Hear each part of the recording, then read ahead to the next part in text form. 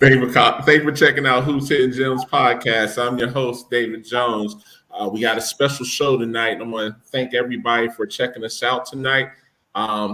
We wanted to have this show tonight because we got a big game coming up on Wednesday in Houston, where Wheeler's playing Duncanville, two of the top teams, not just in their states, but also in the country. So I made it a point and I reached out to both coaches, and I was fortunate enough to have both of them be able to jump on tonight. We got Coach Larry Thompson from Wheeler High School jumping on first. How you doing today, Larry? Doing good, David, man. Thanks for having me. Oh, man, thank you, brother. You know, I got a chance to see you guys last night. You guys battled really well against Grayson. You know, Grayson had you guys on the ropes, and you fought back. And man, that's a sign of a championship caliber team, man, to be able to pull out those type of games. And I think to see you and Duncanville go at it, it's going to be a classic, man. And, just to see what you guys have and see what they have. I'm fortunate enough to have seen both of you all play. Man, I wouldn't call it either way, to be honest with you. I mean, I think it's going to come down to the end, man. And it's going to be in front of a packed crowd too, man. Well, that's always good for the quote unquote basketball culture, man. I mean, we had a real battle game one for us, and what better way to start your season off to see where you are both mentally and physically playing, high level competition. Guys get to see the off season work and see, who was in pretty good condition, because, some guys played a lot of minutes and they were some tough minutes. So shout out to Grayson, man. Those dudes, they play really, really well, really well. And we've had some battles. I mean, it seems like every time we play those dudes, it's a 1 or 2 point ball game, man, dating back to 2 years ago in state championship. So great way to start the season, and looking forward to getting in the gym tomorrow and getting prepared for a really, really tough program, Duncanville out of Texas. Yeah, and if it couldn't get any worse, as we both know, Anthony Black is now eligible. And man, when I was at when we were in Houston last week, and he was at the game, and man, his range is phenomenal for him to be that big. And you guys got some guys, they got some guys, and I'm just looking at this like, whew. To be honest, I can't wait to see this and watch the film afterwards, just to see how good. I mean, you got Isaiah, they got Anthony. Both you guys have, top 100 players. I'm like, oh man. And even the coaches, when they started hitting me, was like, man, you going? I was like, oh, absolutely, I'll be there for that. But I think we both can agree. I think it's going to come down to both benches. I think both benches are going to play a big role in this game, man. And to be honest, we were just talking backstage, one of your key players, man, that, got to give him a shout out. I mean, he was really big in last night's game against Grayson, was DJ Mitchell, man. I mean, played great, man. And, he was a shot in the arm for you guys, man. Selfless kid, man. Like we talked about a little bit before we, went live, man. He's a selfless kid, man. He can do a number of things. He can guard a number of positions. He's a tough dude. He's one of them kids, man, you're going to look up and he's going to, be in the game late because he can guard multiple positions. And you got to have some dudes that can guard when you're playing a Duncanville, because them dudes are really, really tough, man. They are extremely talented, got size, got length, got, talent all across the board. It's got to be one of them things where we got to be almost perfect to keep it close. And, shout out to them. They got a really, really good thing going, man. It's a great program, great coach, man. Great support. We're extremely excited about the opportunity, but to, talk about what you was talking about with DJ, man, he is a kid that played mostly JV last year. And while he practiced with varsity guys every single day last year, this is his really first real opportunity to be a everyday contributor at the varsity level. And to see him go in and battle last night several times when he was, he was guarding Chauncey, and Chauncey is at least 6 inches bigger than him. And he was right there, crawled up under him, contesting shots, boxing out, and doing all the little things that don't always show up in the box sheet. But when you go back and watch the film, and basketball people with basketball eyes, they just see that kid help you make winning plays, and winning plays he made last night. Kudos to him because again, that was like one of the first real high level opportunities that he's gotten. Sophomore, he played a little varsity last year and was in the rotation early. Then some things happened. Some guys started playing a little bit better, and he didn't fall out of the rotation. He just didn't play as much. So yeah, shout out to DJ, man. He's got to be big for us. Yeah, man. We already know Isaiah. The attention is going to be on Isaiah, but man, it's your other key players, man. Your Jelani Reynolds. That was really his first big time game like that as well. Right. And, like I said, for him rebounding, going down the stretch, that was big too. But to be honest, I thought it was the team that, you guys didn't just hang up your hat when you were down 10 or 12, because if it wasn't a championship caliber team like yourself, some teams would have packed it in and like, well, they got us. You know what I mean? Yeah, man. I mean, most of these dudes have played in enough big time games, whether it be, high school, maybe or AAU. Can't really say big games AAU because they play so many of them on a daily basis, but they've been around some quality athletes that maybe be older than them, have practiced with, the Jaheim Hudsons of the world, the Caleb Washingtons, those guys, the Sam Hines, those dudes, man, Nash, Kelly, Prince days. Most of these kids have been around those dudes that have really, really, gave the Wheeler program a shot in the arm on what it takes to be mentally tough and to be battle tested. We had to be mentally tough last night because things didn't go our way a lot of the game, and we couldn't score to save our life in early periods of the game, and it looked like a first game for us because offensively we didn't settle into any of the things that we wanted to do outside of maybe 2 play calls that we ran sufficiently. We didn't get any type of penetration and downhill dribble that we wanted to get. Our guys settled for jump shots way too early, and they broke the play way too early. First game jitters. Guys want to make a huge splash and statement. We won a basketball game last night. I think one of our better perimeter guys, I think he might have hit one shot, and Javon Gamery, and that's really surprising because of how well that kid shoots the basketball. Just one of them nights where it didn't fall, but he didn't hang his hat on missing shots. He did other things to help his team get involved. He applied really good ball pressure. He kept his man from getting in the lane. Paint touches, did a great job when he was guarding Blackwell. Great job when he was guarding Ty Elliott. So I tell my guys all the time, can't be so emotionally tied to makes and misses because you're going to miss some, you're going to make some. And the easy thing would have been for him to, kind of pack it in a little bit because he wasn't making shots. But the kid battled, and he helped us, down the stretch with handling the basketball and getting key stops. A couple of assists here, a couple of assists there. Next thing you know, we're right there.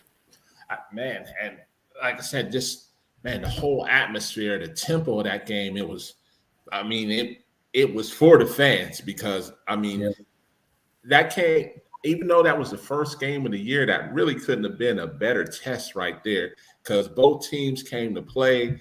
It was back and forth. Both teams were giving it their all. And Coach from Grayson, he gonna have his boys ready to play too, Absolutely. Like you said, man. And the thing that was crazy is I was talking about that freshman for Grayson. I was like, boy, he's going to be good. Man, he's a monster.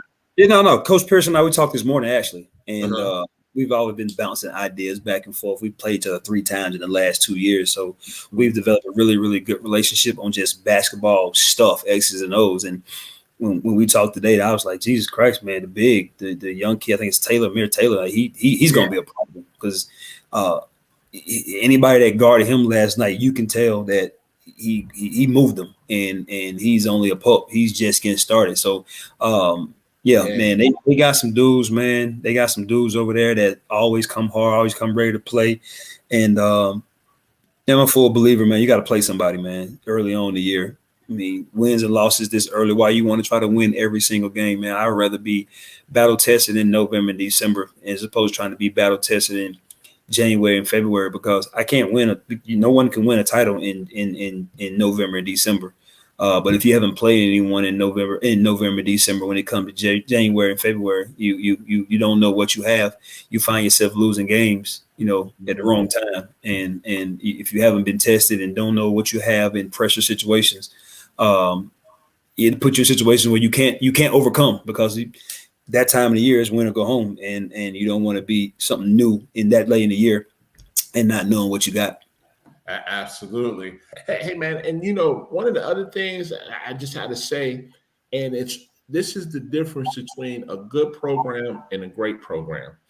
And I'll say this with no problem. Man, your player development over there, Bruce. I mean, we just talked about DJ.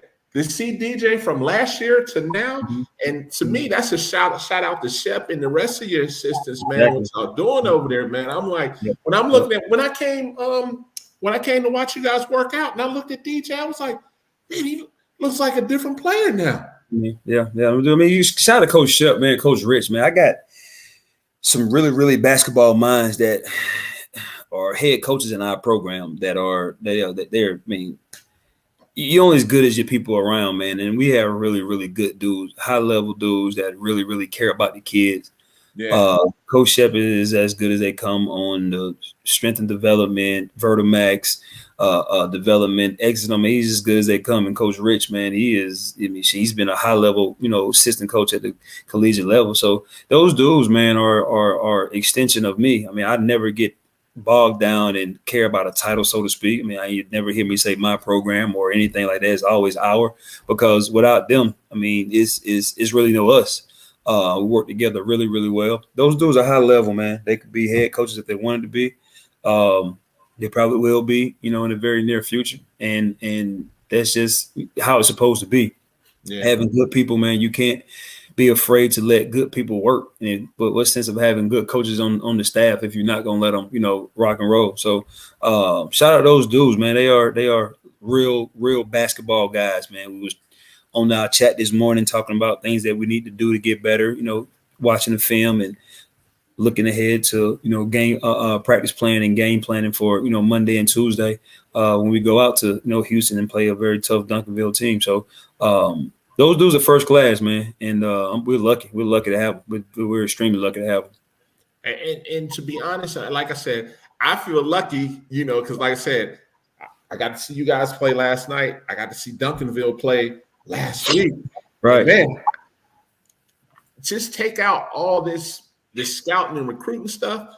Man, I'm a fan of this one, man. I mean, because you got two good coaches, man. You got great players on both sides. That's why everybody's coming to this game, whether they coming from Atlanta to see. Everybody in Texas and Houston was talking about it. I was talking to Jim earlier today, and he was like, oh, yeah. He was like, this is going to be the game. And I was like, yeah. I said, for me to be selfish, I said, the only thing you could have done, Jim, I said, this should have been the 7 o'clock game. This should have been the 7 o'clock primetime game. Yeah, we talked about that, and both teams wanted to make sure they was able to get back same day. I get it. Day, so we that's the selfish right there. There's nothing wrong being selfish sometimes, but nothing wrong with a good basketball midday afternoon affair, man. It's gonna be very, very fun. Energy is gonna be great. Jim's probably gonna be electric.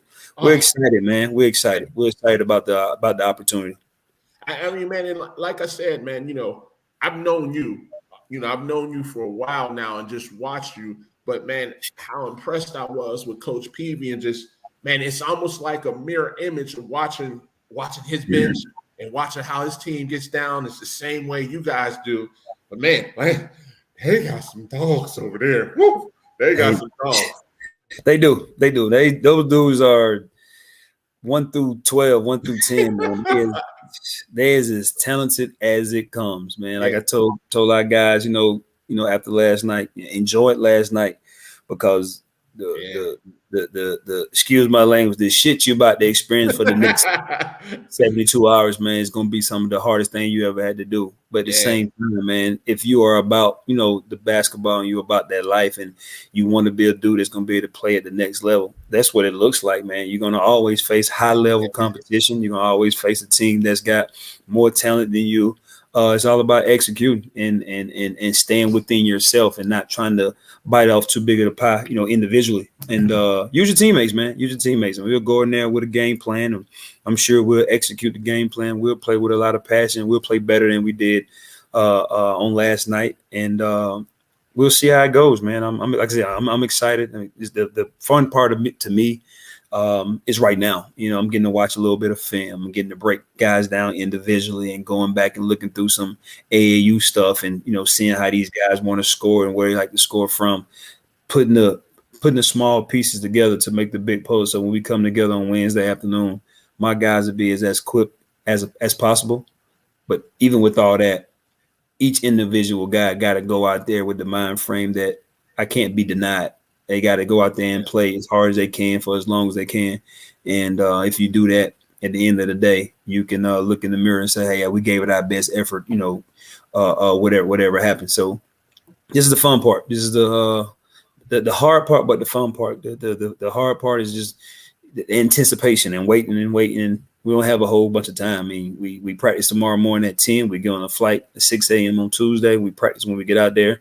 And then before you know it, it's 3 o'clock. We tipping it up. And then we play a basketball game in a probably what's going to be a real electric atmosphere, a real good basketball environment. Yeah. And then the kids, we get to get back on the plane and come back home and, enjoy time with our families on Thanksgiving Day. And then turn all around and do it all over again over the weekend. So couldn't be more excited about the opportunity that we got before us. Larry, you're playing in Hoopsgiving Friday? Yeah, Saturday. Play Saturday Hoopsgiving. Who you playing? Mount Verde. Hey, listen. Like you said, when it comes Friday, when it comes February, excuse me. Hey, bro, you will be battle tested because you also going to fly into the hoop, man. I mean, to the hoops, yeah. Playing some dogs, man.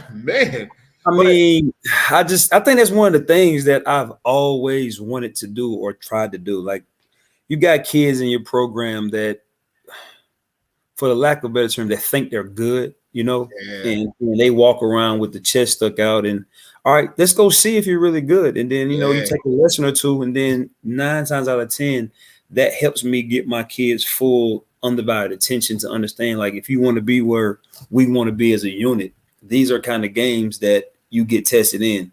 You can stay locally all year and play some really good competition in the state of Georgia. We don't have to go out of the state of Georgia and play competition, but we want to be a household brand. We want to be a national brand, and those are the things that you got to do. So you always want to play good people, man. I always want to play good competition. I already want to expose your kids to situations where they may not, get the opportunity to do so. So the platform that's being built is great. Basketball is great in the South. Basketball is great all over the place. So, we got to do what we got to do to help our kids continue to get those opportunities. But you know what, man? I mean, and again, and we talked about this before the show went live, man. I mean, there's levels to this and to these programs. And, for us, we got Wheeler, Newton, Milton, Pebblebrook. I mean, Georgia's fortunate to have some good programs, just like Texas has some really good programs, man. I mean, of course, Duncanville's marquee. Even though they're not the same as they used to be, like when Houston had Yates and when Yates was just out there cracking heads on a regular basis. But those are still a real deal, though. Yeah, they still a real deal. Like, all those dudes out there still real. They hoop out there, man. One of my best friends is, he lives in Texas, Richard Law. We went to college together, and he tell me all the time, 3 years ago, like, bro, we got to get you to come to the H. Got to get you to come to the H. It's real basketball being played at. And I didn't not believe him. Just, at the particular time, I was taking over a program. We was trying to get that thing going. So, shout out to Texas, man. Texas, I have no issues, no correlation with them. I mean, just on Wednesday at 3 o'clock, I want to be, better. That's it. Understood. Absolutely, man. And this is my suggestion, because both states are talent rich. At some point, and maybe Jim will get it together, man, we take our best 5 or best 6. We go to Texas every year. Then the next year they come to Atlanta. Yeah, man. That right there. Yeah. I think that'd be the move right there. You take our best 6. I'll be more than happy that I got a building that could hold that kind of crowd. So I'll be more than happy to get my Georgia coaching brethren, 4 or 5 of us, and say, hey, this is what we're gonna do: Texas versus Georgia every single year. I think that'd be great. I would the love culture. that. Also with Florida, I mean the basketball culture in the South needed, man, and only thing he's going to do is grow the game. That's all he's going to do is grow the game. Absolutely. And Coach BB, we talking about facilities. It's unfair with the facility they got out there. Look, I'm jealous of what they got out there, man. I said that ain't no high school facility. That's a JUCO, the D2 facility out there, man. That's crazy. That's crazy out there, yo. I had an opportunity to go out there before the game was actually really. We actually finalized the information for the game. My best friend, one of my best friends, he was coached with the JL3 team, and I went out there to support them when they played out in Texas. That's where they work out at. And they was in like gym 7. It was like, it's like, so yeah, it's different out there. It's different. It's all love. Oh yeah, and just to speak on the facility, man, if I'm not mistaken, we had one of the coldest team camps. But when I asked the coaches who else had some of the best team camps, it was like the team camp in Texas, and it was at Duncanville, if I'm not mistaken. And so, they said Texas, Georgia, and I think it was Rock Hill was the third one. Because, man, I thought when I saw Georgia's team camp, I mean, you guys did an amazing job, just putting that together. And when I saw those 200 plus coaches there. Yeah, man. And I was in awe. I was like, now this is what I'm talking about right here. Yeah, I'm willing to put up any team camp because the guys that spearhead that and put it together, those guys know who they are, man.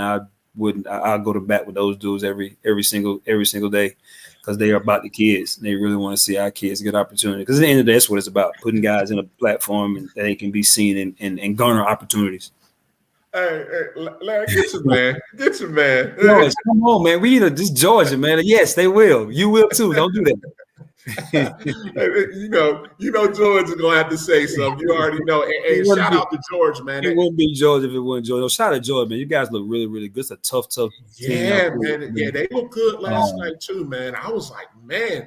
And again, I tweeted about George because what stuck out to me, man, is the same thing that stuck out to you. Man, he took them kids and was doing player development drills before the game, man. When you got your head coach doing that, man, you're on a different level, man. It is plain and simple, man. That's just George being George, man. He gonna make me call Mark Edwards and make Mark get on right now. Nobody playing at Willis. But watch yourself, Joe. I get my man's on you. Hey, man, you already know. But man, Larry, man, thank you so much, man. When this idea came to my head, I mean, I was already, talking about coming to the game. That was without a doubt. But to get both you guys to come check this out, man, and jump on the podcast for you and Coach PB, man, I thank both of you all, man, because, bro, like I said, as a basketball enthusiast, right, it don't get no better than this with both of y'all, man. You know what I'm saying? The only thing I could be, again, from a selfish standpoint, is to grab another top Texas team or another 2 top Texas team and bring Newton and Pebblebrook out there. Sheesh. Yeah. Damn, Newton, man. Jesus Christ. Woo! Jesus Christ. I mean, I'm just going to leave it at that, man. Those dudes are legit. Pebblebrook is extremely good. They're only going to get better. Guys' bodies look different. Guys defend at a high level. Guys make shots. I wouldn't be surprised. Man, those 4 teams right there. Yeah, man. Wheeler, Pebblebrook, Grayson, and Newton. And, man, we strap up and say, Texas, give us y'all best 4. And I guarantee you would have to have it at the arena where Jim Hicks had his previous event. It's like an 8,000-seat arena. It would have to be somewhere like that, and then probably would be packed. Yeah. I mean, that's big, man. That's something that we need to definitely have a talking heads. Try to figure out a way to get it done, man. Because that'll be like I said, for the culture, that'd be great for the culture. Be big for Georgia and Texas basketball. Exactly, and I agree 100%, man. But what else I would want people to see? Don't get me wrong. Every year, you guys are going to pump out phenomenal kids, but I want people to see the coaching. Like I said, I've been privy to see both you all coach. And I just like to see the back and forth chess match. That's what I like to see. You know what I'm saying? And like you said, it's for the culture, man. So for people that look further than just the matchups, because you got to look at, okay, Coach Peavy's doing this, or Larry's doing this. Okay, all right. And then come halftime, what's the adjustments? You know what I'm saying? And then it comes down to just who wants it more. You know what I'm saying? Yeah, situations like that. I mean, X's and O's are always, a part of the game, but it comes down to the Jimmys and the Joes. Who's going to be tough enough to go make plays especially when you scout teams and you know their stuff and you know where this kid want to get his offense at. You kind of take that stuff away. Who's tough enough to have kids on their roster that are up for the challenge and not afraid of the moment. That's what it always comes down to in games of this magnitude or championships or whatever the case may be. Those guys just got to find a way to go make plays. And that comes from, guys being in the gym, guys taking skill development very, very serious because, a lot of times you got, great play calling and something happened. And if kids are not mentally tough or can't go make that play when that play breaks down, basketball still got to be played when the play does not work. So having those dudes that can go make plays, man, it makes us coaches look like we sometimes a little bit smarter than what we really are. I got you. Hey, but man, listen, some of you all are smarter than, what people think because you all got a winning formula, like I said. And I'm just fortunate enough to have two of those coaches on the show tonight because, man, you all are doing something right because every year in Georgia, Wheeler's going to be in that Elite Eight, that Final Four. Same with Duncanville. When it come time for state time, you got to go through Duncanville just like you got to go through Wheeler, man. Plain and simple. This culture has been set, man. Guys wouldn't want it any other way. And the way you do it by playing good people and playing good people all year, preparing your kids for those kind of runs. And for us, this game one was last night, and we found a way. And now we're moving on to the next opponent on the schedule, and we were prepared for it. And then let the chips fall where they may. Definitely. Hey, Larry, man, I could go all night talking to you, picking your brain, man. But trust me, you'll be back on the show probably even February or March when it's prime time. You know what I'm saying? Anytime, D. Anytime, man. I enjoy it, and I appreciate you putting together and getting us on. Man, I appreciate you too, man. I'll see you on Wednesday, brother, and good luck. All right. Yes, sir. Appreciate you. All right, man. Take care. That's Coach Thompson, man. Whether it's college or high school, whatever the case may be, man, I love talking to coaches like that because, as we say, they're not afraid of the smoke. And I was fortunate enough to get Coach Peavy to come on next. And, I wanted people to see, as, I'm just talking to these guys, how special a coach these guys are. So I'm going to go ahead and bring Coach Peavy on, man, from Duncanville. How you doing today, Coach? What's going on, Jones? I'm good, man. I'm good. I'm good, man. First of all, man, thank you so much for, I know this was the last minute. I was trying to get y'all both. And when it hit my head, I was like, man, let me just reach out, man. And, man, you were just nice enough to, be able to come on the show, man. And I appreciate you so much, man. Man, I appreciate you having me, man. So what else I got going on Sunday, I hear you, man. And, I'm one of the lucky ones, man. I saw you all play last week, man. And then, I saw Larry play. I saw you play last week, excuse me. I saw Larry play last night. And, man, I can't wait to see this game. To be honest, I can't wait, man. I mean, you guys match up very well. You're an awesome coach, just like Coach Thompson is. And to be honest, I'd like to see this every year, to be honest with you, because the type of program you run out there in Duncanville, everybody knows Duncanville outside the state of Texas, man. And, man, what you guys are doing out there now, I am a little jealous, man, because that facility y'all got out there that's almost unfair what y'all got out there. But I was like, man, that's crazy what you guys got out there, man. But, hey, Texas is known to put out that money for facilities because think about it. The event you guys played in last week in Houston, I walked in there and was like, man, this is nice. Look, I'm texting people back in Georgia like, man, they got some killer facilities out here in Texas. And take that out, man. I mean, the facilities are great. But man, what you guys do as a program in Duncanville, and actually boys and girls, to be honest, man, you guys got good programs. What do you do? And I'm not asking for no secret sauce, but what do you do that just stands out from those other programs in Texas, man? Man, it starts with what you're just talking about. You know, we have the facilities we have because people around here in Duncanville, they care. They care about what we do, about athletics, and they know the value of having good sports teams and what it does to your community and for your environment and for your school. Yeah. You know, when I first got here, man, they were walking me around when I got the job. And, you know, they were taking me from gym to gym to gym to gym. And then it just hit me. I'm like, hold on, man. This is a public school. Yeah. Who voted for this? You know, taxpayers got to vote for this. And who voted to have 7 gyms? That was crazy to me. But now that I'm here and I'm going on year 4, I get it. Like, okay, they get why they want to be good here. And it does a lot for our community that football is really good. Boys basketball, girls basketball, we're really, really good. And they want us to be really good. And they help us with all the support that we need. So we're having a lot of success, but it's a lot that goes into it.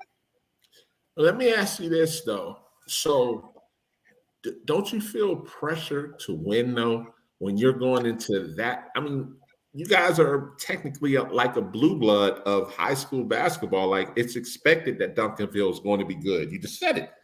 Yeah. The expectation is high. So do you feel that pressure sometimes that you have to win? Well, here's the thing, Jones. We have to win. You know, that is, I mean, that's what we live. We live for this pressure, man. But I've always, I'm not here to lose. You know, every day we show up to win. We teach our kids that there is no other option. You know, we practice every day to be winners. We train, we work to win. But that is part of it. You know, we have to win. That is part of it. That's part of this deal right here, man. So it is it pressure? Yes, but it is something that, you know, we don't run from it. We don't hide from it. We put it out there in front of the coaching staff and all of our players. Yeah. That this is what this is. And let me ask you a quick side note question as we're just talking about, you know, what makes you guys a program. If I'm not mistaken, the team camp was at Duncanville last summer, right? Yeah, they had it here. So how many teams did you guys have at the high school team camp? I really don't even know. We didn't run it.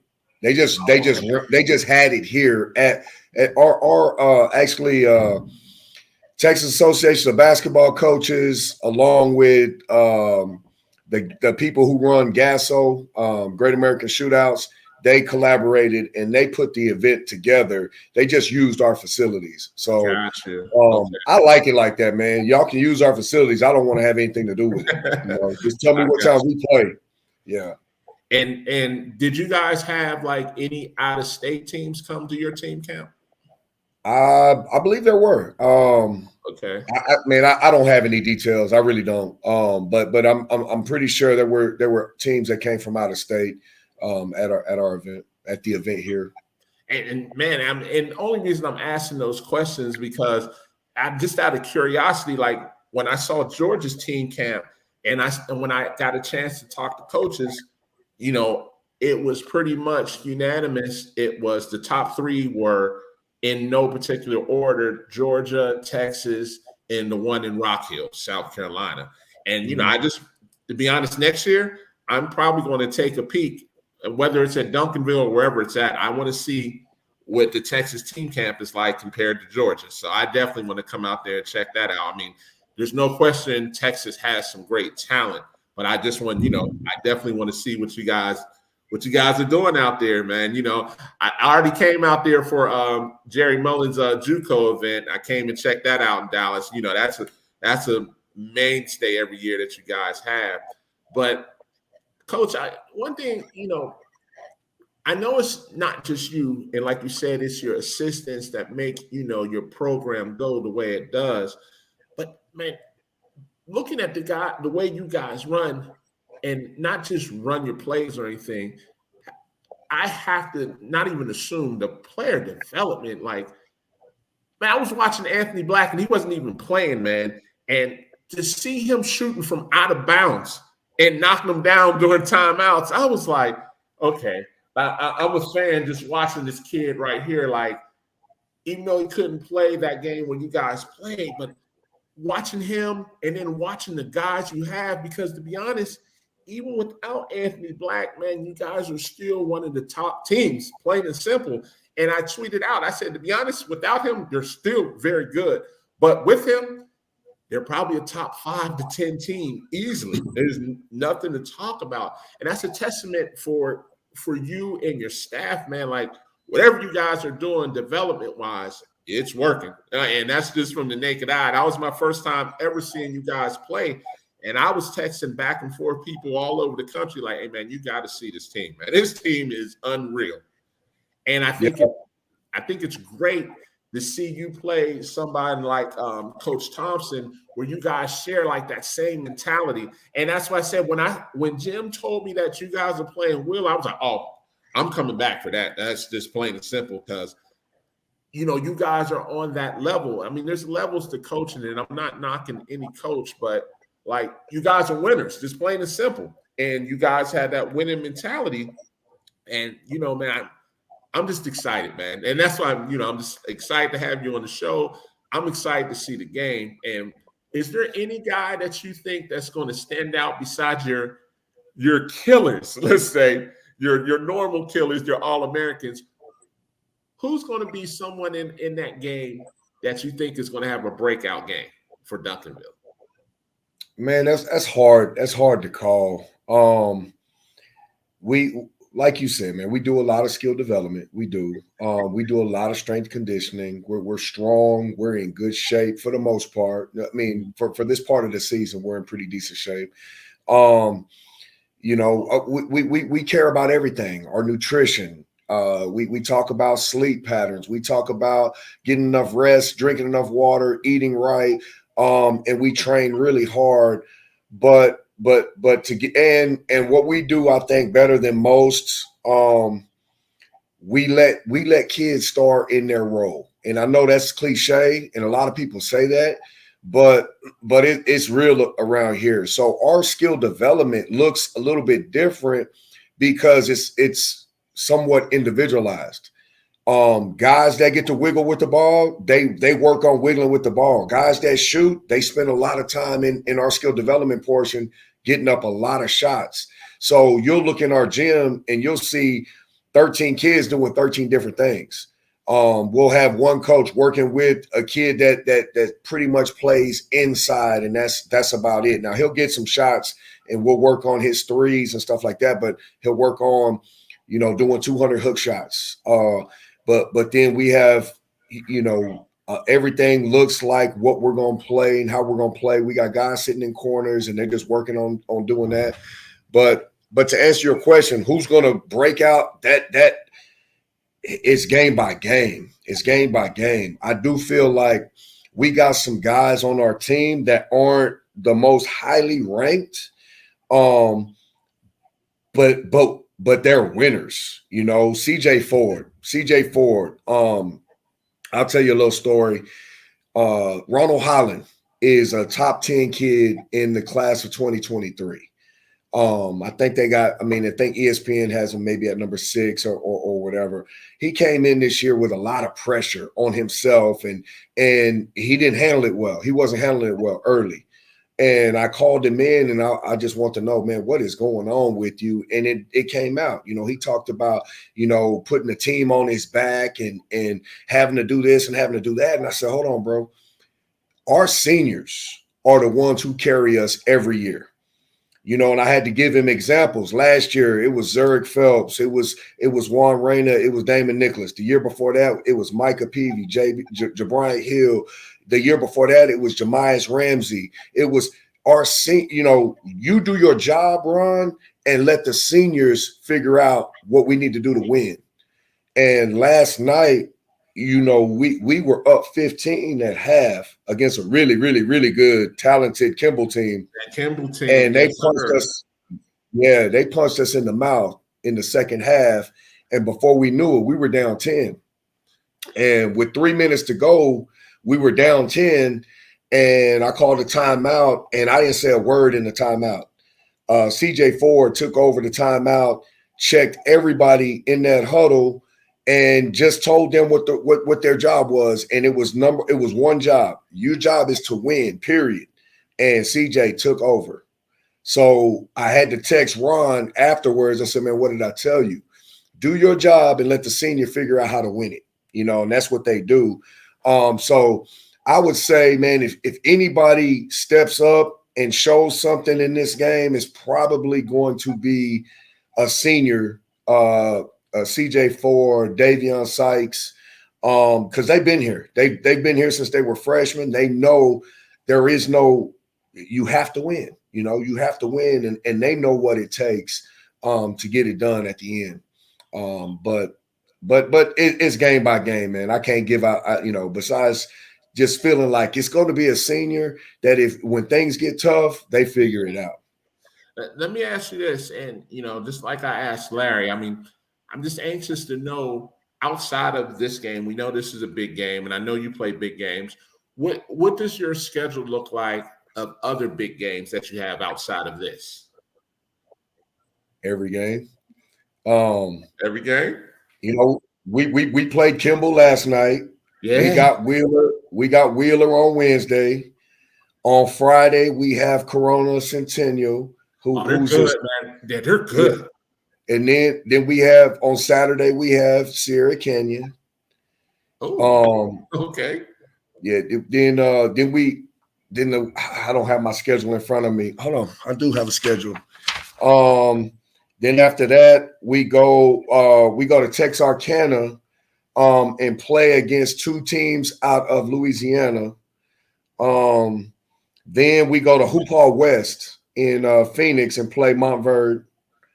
Then we fly from there to Utah and play against I want to say American River, maybe. They're supposed to be really good out of Utah. Okay. Then we play in Whataburger, which is the best tournament in Texas. That's the only tournament we're playing in. Other than that, we're playing in big events. But in that tournament will be Richardson's in that tournament with Case and Wallace going to. Yeah, so we got them. There's Waxahachie's in that. Coppell is in that. Kids going to Stanford. I mean, it's our schedule is loaded with a lot of talent, a lot of good coaches. There's not a night off. I mean, I'm exhausted right now. I didn't get home till after midnight last night, and now we got to get ready for Wheeler. So I mean, it's no days off. No days off around here.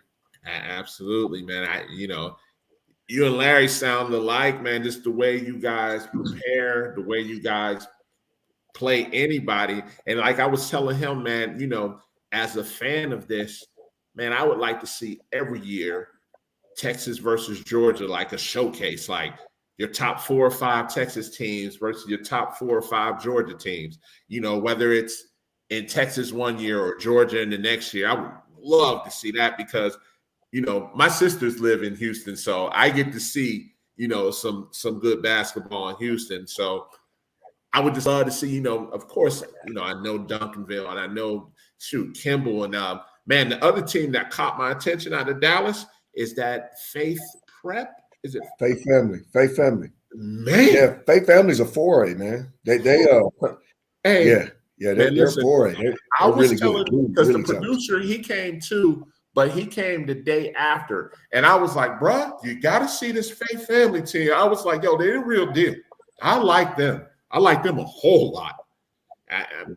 And I couldn't even imagine if you played. They're good. And that's very well coached. Right? Faith Family's in your backyard?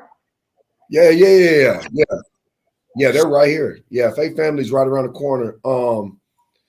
you know, and BT, their coach, Brandon Thomas, man, we're really good friends. He does an amazing job. They got some dudes. They got some dudes.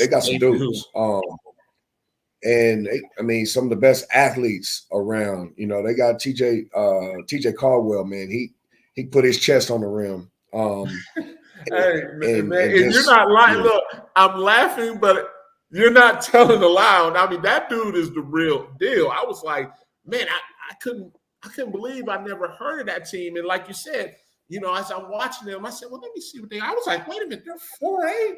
Jesus, I'm like, where are they getting these dudes from? They're tough, man. I really like them. Yeah, no, they're good. They're really good. If they don't win 4A in Texas, man, I don't know what happened. I mean, they got a lot. They got a lot. And you know, playing against Kimball last night, if they don't win 5A this year, I know Beaumont United is really good. Everybody's talking about Beaumont United too. They're good. They're good, but Kimball has added some pieces. And they're going to be tough. I mean, they're tough. I'm telling you, they're tough. They had us down 10 with 3 minutes to go last night, and we had to hit a shot at the buzzer. So we just embraced after the game all of our players, all of our coaches with them, and just said, man, I hope to see them do that this year, man. Win the 5A, us win the 6A, Faith Family win the 4A, and you know, there's a lot of talent in Dallas. A lot of talent. Yes, in Dallas. There is. Yes. Yeah. And it's funny you just mentioned that. One of my favorite players, and I'm sure you know who this guy is. He's at Salt Lake Community College. He's from Dallas, Jacquard Scott. Yeah. Man, listen. So, you know, I follow, you know, I go to the JUCO events as well. Man, he's probably one of the best JUCO players right now, freshman or sophomore. And when I found out he was from Dallas, I was like, yeah, that kind of makes sense. I was like, that dude is for real. Yeah, man. It was crazy. He was a sleeper out here, man. You know, a lot of people. Yeah. No, I mean, it's a lot of talent out here, man. So yeah, I've been knowing Jaquan for a long time, and in that class he came out the same class as my son, Micah Peavy, and you know, not a whole lot of people were talking about Jaquan. You know, he was just kind of a under the radar type dude, and he's got a chance to make money. Yes, you know, he does. Yes, he does.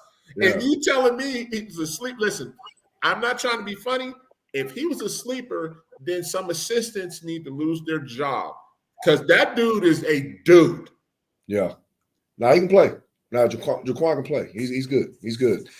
So yeah, man.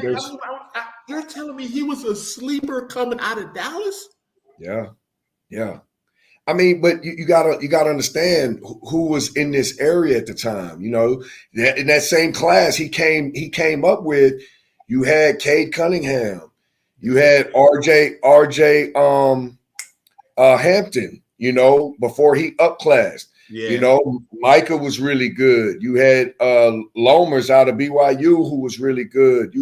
There was a lot of people in this area, so he kind of was just one of, you know, he was one of them other guys. And that's scary right there. If you're telling me he was a sleeper and everybody knows him now in JUCO, trust me, because I was screaming. He went to post-grad for a year, and I saw him that year of post-grad, and I was like, who is this guy?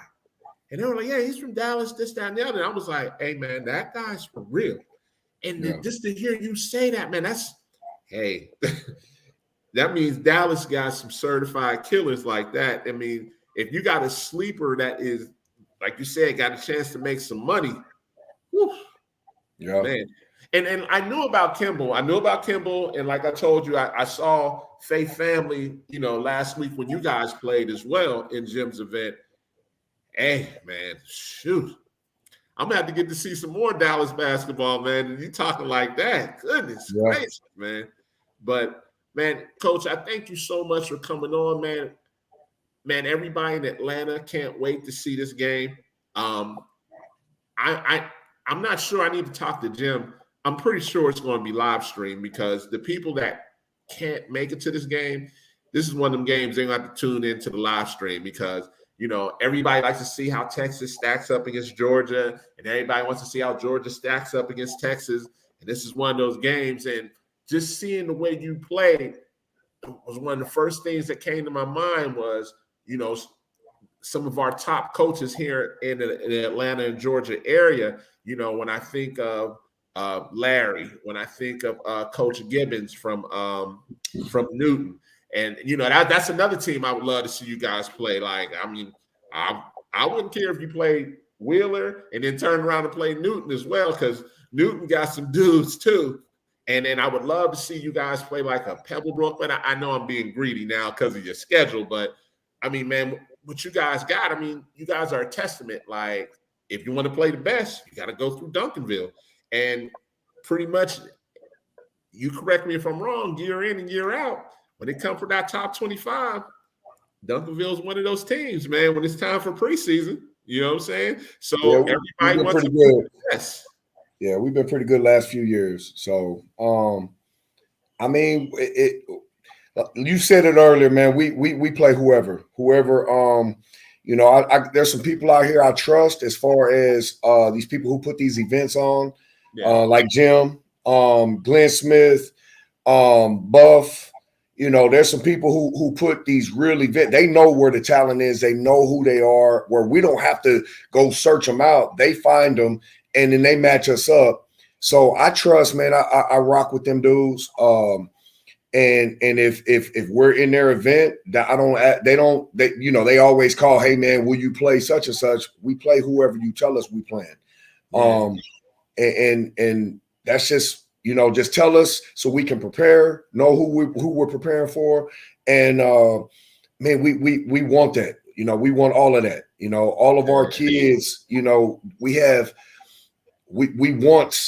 want to be considered to be one of the best teams in the country. And for that to happen, we have to play against whoever steps on the court with us. And we have to show.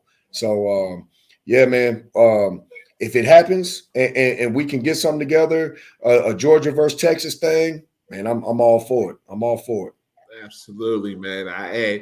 I know the Georgia. I know the Texas coaches would be for that, man, because it's a respect for one another that you guys have. So it's not even not being all for it, like you said, especially like, man, you guys, the Faith families, and then some of the Houston teams and some of them San Antonio teams as well, man, because they got some good ball in San Antonio as well, man. Like whoever's the top four, and they didn't have to be the top four, but a team that is very good. Of course, we would like to see the best versus the best, but there's so much quality basketball out there, just like there's quality basketball in Houston. It's just, I know one thing, I can guarantee you the coaches will be at that one.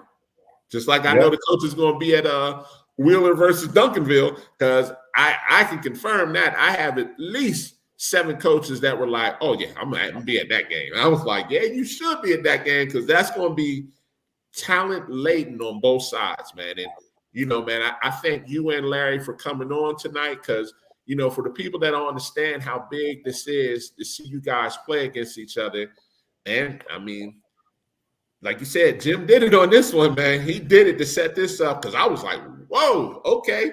And, with me getting a chance to peek at you guys, man, I was texting like, hey, man, y'all better bring y'all Sunday's best for this one, man. These dudes are for real. And then, to make matters worse, and then Anthony Blackus, I was like, oh, my gosh. I was like, these dudes are a top 10 team now, hands down. And, I'm not trying to pump you up. I'm just telling you, like, what I see compared to other programs. Like, yeah, they one of the best teams in the country. Plain and simple. These dudes is for real. And you got bigs. Like you said, you got bigs that can get up and down the court. Your guards is nice. You got your wing players that are nice. And y'all tall, too. I was like, man, they got some height, too. You got the perfect scenario out there for right now, brother. And, man, I can't wait to see it, man. It's Sunday. We got 72 hours to make it happen, man. And I can't wait. I'm going to come up and, shake your hand and be like, hey, man, the best man win, because I'm going to be right there on the baseline watching. All good. All good. Well, I look forward to it, man. And hopefully we'll have these boys ready. We'll have them ready for Wednesday. I'm not worried about that. I know how both of you all get down. They'll be ready. There's no question both teams will be ready. because of the hype around it. Number one, your guys are going to be ready to go. Wheeler's guys are going to be ready to go, man. And it's going to be an awesome atmosphere. And then, like I say, even with it being in Houston, Houston is a basketball town, so everybody's going to want to see this because they know about you guys. They know about some of the Georgia teams that came, the other week when Newton and Grayson came, and they're good teams as well, and they performed well there. So, now everybody's hungry to say, okay, if Wheeler is like Newton and Grayson, should set them up against Duncanville. And I'm like, oh, okay. Hey, this was going to be crazy. Yeah. Hey, Jones, this was going to be crazy. What's that? It's probably going to be like a home game for Wheeler, though. Us coming to Houston, they're going to be cheering for Wheeler more than they're going to be cheering for us. I promise you. Why? Why you say that? Houston and Dallas, it's different. It's Texas, but there's Houston and then there's Dallas. So we take a Dallas team and bring them to Houston. Houston might be going for Wheeler on this one. They might be going for Wheeler. I thought that was more football related though. Oh no. Right now, Houston versus Dallas in basketball. No. Now there's a lot of love. I've coached in Houston. I came from Houston to take this job. So I mean, there's a lot of love, but there is a huge rivalry. So I mean, it's a healthy rivalry. Okay. But it's Texas versus Georgia, but I'm gonna say but. Yeah. I got you. You know what? And now that you told me that, I'm gonna be paying attention to that. That's an even added to the game. Because I'm gonna be tweeting out about the game anyways, and I'll be like, man, don't get me wrong, Wheeler fans are going to travel. Don't get it twisted. Yeah. There will be some Wheeler fans there, but I would not be expecting what you just said to where there's possible some Houston fans rooting for Wheeler. I look forward to it. Just plain and simple. Okay. Watch. Yeah. Hey, I would text you and be like, Coach, you wasn't lying. No, I'm not lying about that one. It's gonna be fun, man. Definitely, it's gonna be fun. Man, let me just say this one more time, man. Thank you so much for doing this on short notice, man. This just came in my head, and I was like, man, I'd love to have both of them come on the show. And, man, the way it was just set up, man, I thank you for being receptive to this, man. And I just can't wait to see you guys get it on, man. I mean, this is going to be a quality game, and I can't wait to see it, man. Well, cool, man. I look forward to it, and I look forward to meeting you on Wednesday, man. Absolutely, man. I'll see you on Wednesday, man. You enjoy the rest of your weekend, okay? Right. We'll do. All right. That was Coach Peavy with Duncanville. Hey, man, you Atlanta guys, I'm telling y'all, like, Coach Peavy fits in with the Larrys, the Coach Gibsons, the Sherms. He fits right in with all of those guys, the Coach Washingtons. Like, he's one of those guys. Like, as soon as I saw him coach and I saw his style, I was like, oh, yeah, he's one of those guys. And, he's one of those guys that churns out college-ready players. So I can understand why a number of coaches probably have them in their Rolodex like, hey, I need to contact him if I'm fortunate enough to get one of his players. So we're going to get ready to step to our next guest, man, and another Houston guy. Hey, man, and he showed me love from the time I've met him, and, we just clicked, and, he's been – even though my sisters live in Houston, like, he's giving me the ins and outs of Houston basketball, and it's ironic he is the assistant coach at Florida Gulf Coast. This is my guy, man, Coach Orrin Bailey, man. How you doing today, Coach? Can you hear me? Can you hear me, Coach? What's going on, man? Thanks for having me. Oh, man, how you doing, man? Yeah, can you hear me? Thank you for having me. I can hear you now. Yeah, I can hear you. Yeah. Thank you for having me. Can you hear me? Oh, yeah, I definitely can hear you, man. Man, you've been my guy, man, since the time we met, man, and it was ironic. I was in Dallas, as a matter of fact, and I was just, talking about Jerry Mullins' event, and that's how we started to connect. And, you were just one of those hungry guys, like, hey, let's talk about this guy and this guy. And I was like, hey, man, absolutely. Let's get it on. And, it just formed into that type of relationship. And, I may have a difference of opinion. You'd be like, oh, no, he's not. I'm like, oh, no, man, I like him. You'd be like, oh, for this reason, it's this. And then I may have a different perspective after you say that, man. And, man, we talk probably 2-3 times a week now. And, I thought it was good to bring you on to this podcast because, you're a Houston guy and, you know more about me than this Houston and Dallas rivalry. I didn't know. I mean, I knew about it from football, but I didn't know it was like that for basketball. You're a Houston guy and, you know more about me than this Houston and Dallas rivalry. I didn't know. I mean, I knew about it from football, but I didn't know it was like that for basketball. Yeah, Houston versus Dallas is huge, man. Two cities about 200 miles away. Both cities take a lot of pride in their respective schools and their respective sports, and everybody just competes. So it's a natural rivalry that has been going together like that for a lot of time, man. Okay, so now let me ask you this: are you going to the event, or you might not be able to make it because of your schedule?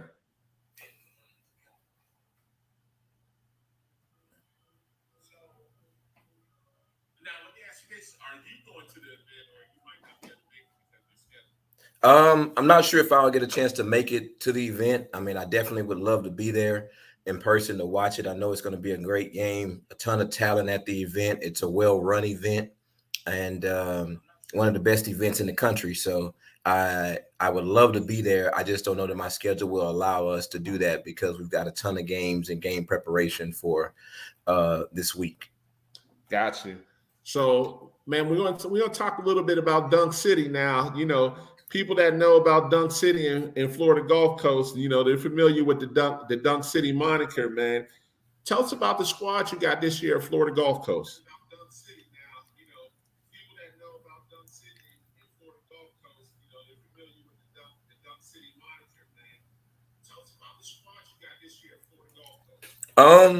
This year we've got a new team. We have 6 guys we got 5 guys that came in to transfer. So we got a little bit older. We returned our top 3 scorers to the team. And then we took 3 grad transfers. So we took a kid from Duquesne. He was the 6th man of the year, and Tavian Dunn-Martin. We've got a Western Carolina's all-time 3-point shooter, and Matt Halverson transferred in. Took the big fella from TCU, another grad transfer, Kevin Samuel. So he'll really help bolster our front court. Took a kid from Tulsa, Austin Ritchie, another guy that's a real good shooter and just great player. And then we took a kid from McNeese State as well, and Carlos Rosario. So we got 5 older guys. We've got a little older. Got some new young guys to kind of mesh with them. And we're ready and poised to try to have a great season and try to have a great run. Okay. So let me ask this. So for people that don't know, what conference are you in?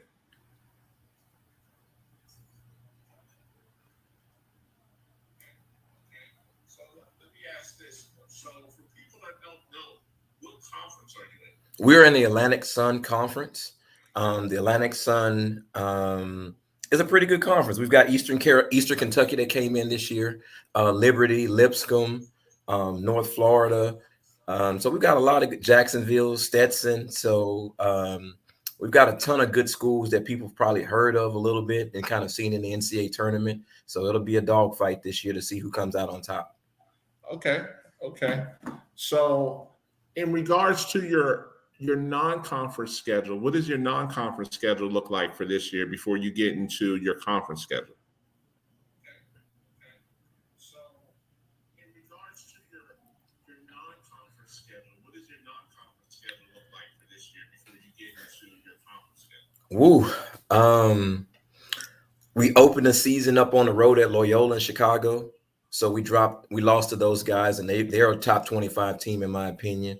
Definitely have a great opportunity to represent the Missouri Valley in the NCAA tournament. Last Tuesday we played USC, so they're in the Pac-12 and they've got they're top 25 in the country. And then on Tuesday coming up, we'll play Rhode Island, which has another talented ball club. So three of our first 4 games in terms of talent or probably as good as anybody in the country as of right now. Okay. And let me ask you this, just let's take basketball aside for a quick second, because I also like to talk somewhat academics as well. So if I'm a senior and I'm finishing up and it doesn't look like my projection is for me to go play professionally and I want to get my master's, can I come to the coaching staff and say, hey, can I come on and be a grad assistant at Florida Gulf Coast? My projection is for me to go play professionally and I want to get my master's. Can I come to the coaching staff and say, hey, can I come on and be a grad assistant at Florida Gulf Coast? I would say if an individual really wanted to be a graduate assistant here, they would have the opportunity to be here.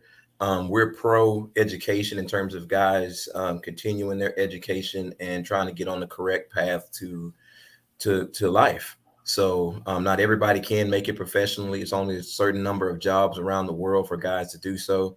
But we really work hand in hand with our guys to try to make sure they're in great position to be successful after graduation and after basketball. Okay, so let me ask this, and coming back to basketball real quick, because you guys do have a great program. Just in the time you've been there, how many guys have you sent to play professionally, whether it be G League, NBA, or overseas? How many have you sent in the past couple of years since you've been there? How many guys have you sent to play professionally, whether it be G League, NBA, or overseas?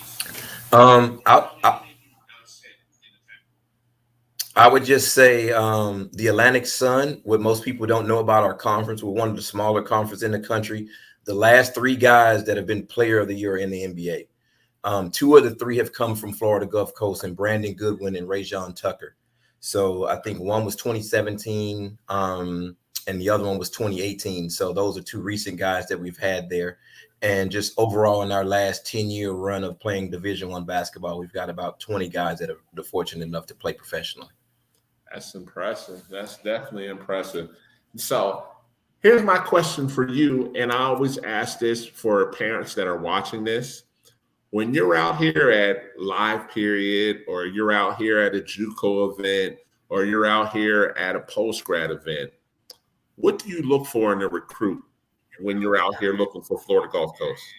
You're out here at a JUCO event, or you're out here at a post-grad event, what do you look for in a recruit when you're out here looking for Florida Gulf Coast? The first thing I think that everybody's looking for in the country is size, because you can never have too much size. You look like, does a player really stand out? So shooting is a premium right now. So guys that can really make shots at a high clip, I think that's somebody that stands out. Point guards, guys that can really initiate the offense and make plays and help your team win. That's something else that stands out. I think guys that just flat out rebound the basketball and can make an impact on the game without the ball. I mean, everybody wants to score in this new generation of basketball, but guys that can make winning plays and impact the game without always having the ball in their hands, those guys can be a premium. And then we're looking for good people too, that good character players, guys that'll go to class and hopefully graduate. Okay. So what does Florida Gulf Coast offer just major-wise? What do they offer from a major perspective? And maybe that's too broad of a question. I'll just go with, like, the guys on your team. What do they major in? They offer from a major perspective. And maybe that's too broad of a question. I'll just go with, like, the guys on your team. What do they major in? We've got a lot of different guys here. We have an entrepreneurial school here. So, Really? which I think is very, very unique. We have kids have the ability to get grants for projects and develop actual business plans. We've got, of course, a business school. We've got some guys that are in accounting, you name it, psychology. We have a water school here, so marine biology. We kind of have guys all over the spectrum. So we have some out of the box majors as well. But then we have your traditional, lawyers, doctors, accounting majors as well. Okay. So, I know you want kids to graduate. I know you want them to move on to, to be successful in life. Let's just say you're out recruiting a kid or whatever the case may be. What is it that you would say about Florida Gulf Coast that would make a parents just stick in their mind that this might be the school for my kid? What is it that you would say about Florida Gulf Coast that would make a parents just stick in their mind that this might be the school for my kid? And it's no disrespect to any other program. I think we have a winning tradition. We have a ton of fan support. We really care about our guys. We spend time developing our guys. They have a great chance to play in the NCAA tournament and play for a winner. And besides the big schools in Florida, we're the number one winner of this program in the state of Florida. So sometimes kids go places and it doesn't work out. This is a great opportunity for guys to come back and resurrect their career and be successful. So we've done a great job of doing that. 98% of the guys have graduated. The only guy that hasn't graduated that's played in our program is Brandon Goodwin, and that's because he's on the NBA contract and he's just a handful of hours short, and he's going to re-enroll in the summer to finish that out. So we have 100% graduation rate. That's impressive, man. That's definitely impressive. A lot of times some schools don't like to talk about their graduation rates because it's not always the best, so to speak. But you guys are definitely doing some big things down there, by getting kids graduated from school, and you're winning. That's a winning formula right there. Let me ask you this, man. And, we talk about a bunch of things, over the week. When you're, I know the formula now is for a lot of colleges to go the transfer portal and to go the JUCO route. If you're looking at a high school kid, what is it that a high school kid must do to stand out to catch your attention? Mm-hmm.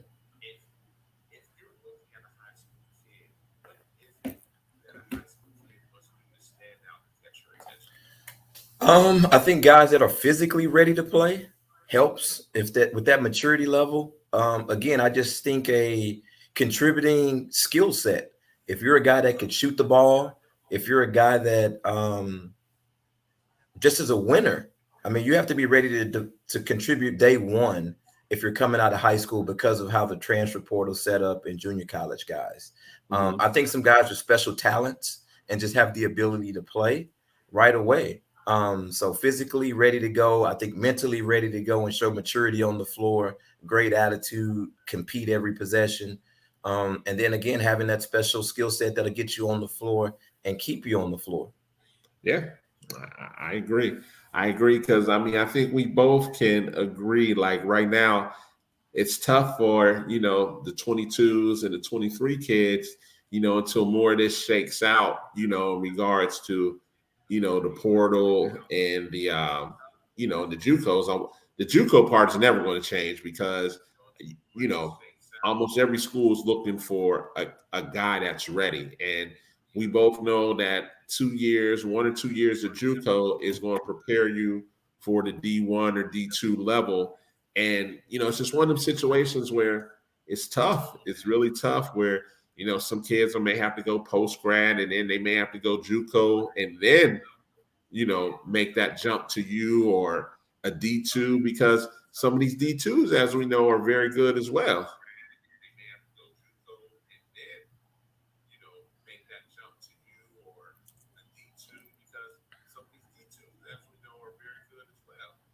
Well, I would just say I think that the transfer portal has changed recruiting. Not everybody can be a one and done kid. So high majors are getting the one and done kid. And after that, a lot of the high school kids are getting pushed down a level. So if you're not a top 100, 150 guy in the country, Yeah. you're probably going to end up grading out as maybe a low major guy, fringe guy. And I would encourage high school kids that have recruiting to make a decision early and get locked in so they can continue to develop and grow. Find a staff that fits, not necessarily going to the school with the biggest name. Figure out your style of play and kind of go from there. The kids that do choose to go the post-grad route as well as JUCO route, I just tell those guys, don't give up on their dream. Just continue to compete and learn to play the game the right way. Certain guys develop at different rates and just kind of go see your opportunity. And if you have professional aspirations, it doesn't really matter now where you're playing because all games are being filmed and people are everywhere now. So we're starting to see guys come from smaller schools make it to the NBA and to the summer league and G League. And it's going to be a hard journey overall. But I think if you're not on the court and you're not playing early and you're not getting the opportunity to truly showcase what you can do, those professional dreams are going to be really, really hard to accomplish. Absolutely. I agree with that. There's another question, and I always love to ask any coach this question as well. So from a defensive perspective for Florida Gulf Coast, how important is it for whether it's a high school, a post-grad, or a JUCO or whoever to come into your program and know the defensive shell drill principles? Whether it's a high school, post-grad, or a JUCO or whoever to come into your program and know the defensive shell drill principles? I would just say to play at any school in the country, you're going to have to know those things. I mean, we take defense really, really serious. I always kind of tell the incoming freshmen that if you want to play, it's about defending. You are who you can guard. And if you can't guard people and get on the floor right away, it's going to take a lot of time for you to do that. So if you can learn those lessons early and learn to compete on the defensive end, coaches can play you. The older guys on this team that have paid their dues, they kind of get it and they want to win. So at that point, they're willing to do whatever it takes to win. And it's not about an age or position that you particularly play. It's who gives coach the best opportunity to win in the program. Gotcha. That's a great point you brought up. You know, one of my last questions that I always like to ask as well, you know, and you kind of answered this one, but why Florida Gulf Coast? And, you know, just when it comes down to it, and take away the fact that you're winning. I mean, because you guys are going to the tournament. There's no question about that. But what makes Florida Gulf Coast stick out past just the winning?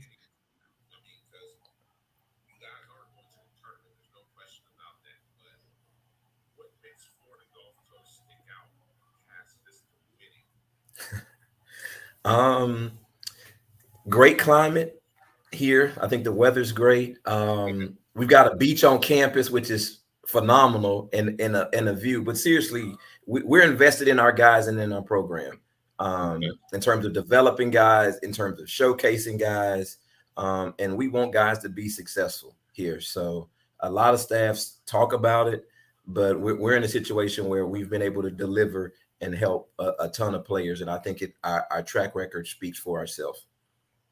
Got it. Hey, man, I definitely like what I hear, man. And, you know, I can definitely vouch for you. You know, you one of the good guys in the business, man. And, you know, we talk on a regular basis.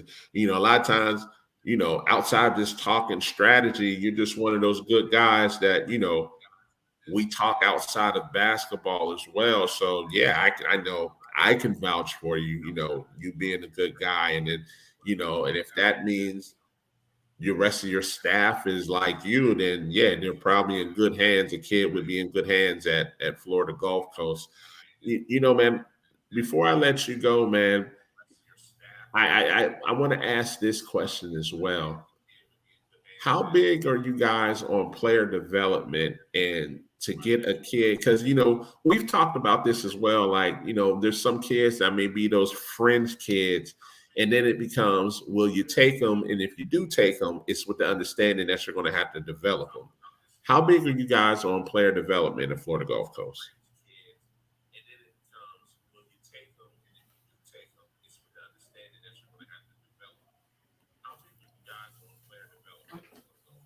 I'd say my head coach Michael Fly is huge on player development.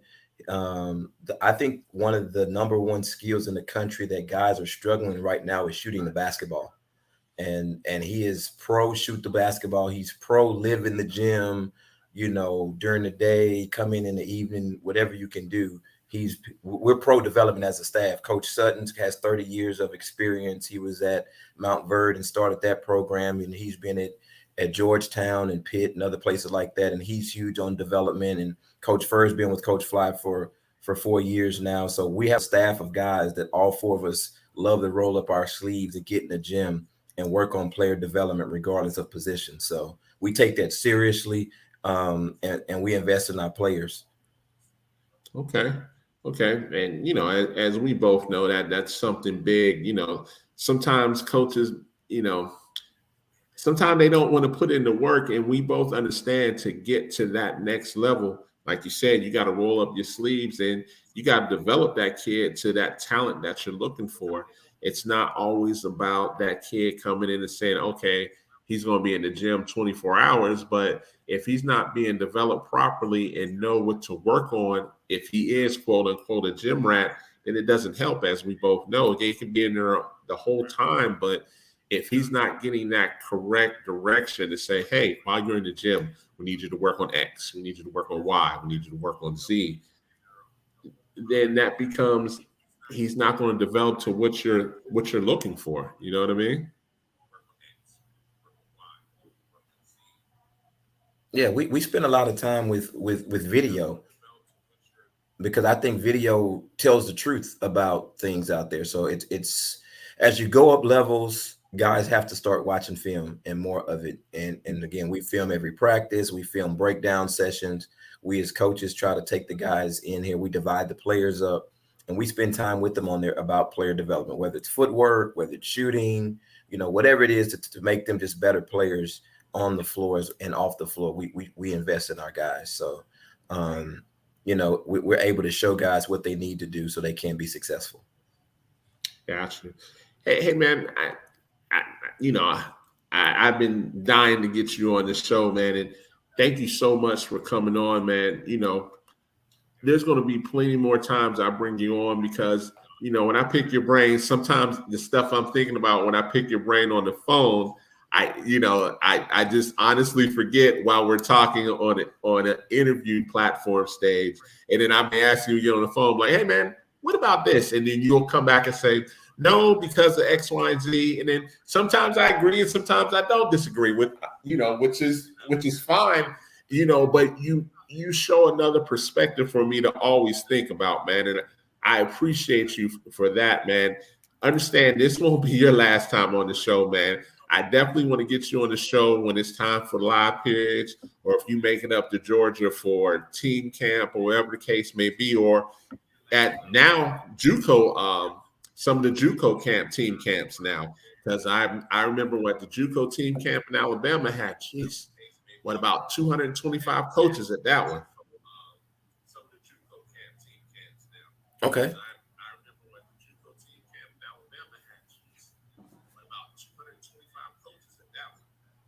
Nice. So, yeah, well, I definitely appreciate you having me on, and I love being on the show. Feel free to use me as a resource whenever you can be, man. Hope to get you out here to Fort Myers and see a game live in person so you can go back and tell everybody what Dunk City really looks like, my man. So definitely. Pleasure. Just reach out anytime whenever you need me, and I'm on the show. Hey, man, I appreciate you so much, man. We'll definitely be talking more this week because, as you know, I'm going to the Wheeler Duncanville game, and I know you probably won't be able to make that one, but that atmosphere is going to be electric, man. So I'll probably be texting you during that game, like, man, you got to be here for this, man. You missing out on this one.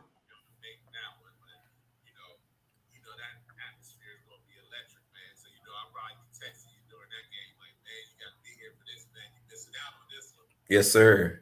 I think it'll be a ton of talent in the building. I think it's again going to be a great showcase. And I got to find a way to watch it. So hopefully if I can't be there in person, it's live streamed and I can see it. So it's definitely some players in the event. Absolutely. Appreciate you having me again. Definitely, Coach Bailey. You take care, man. We're going to talk soon, okay?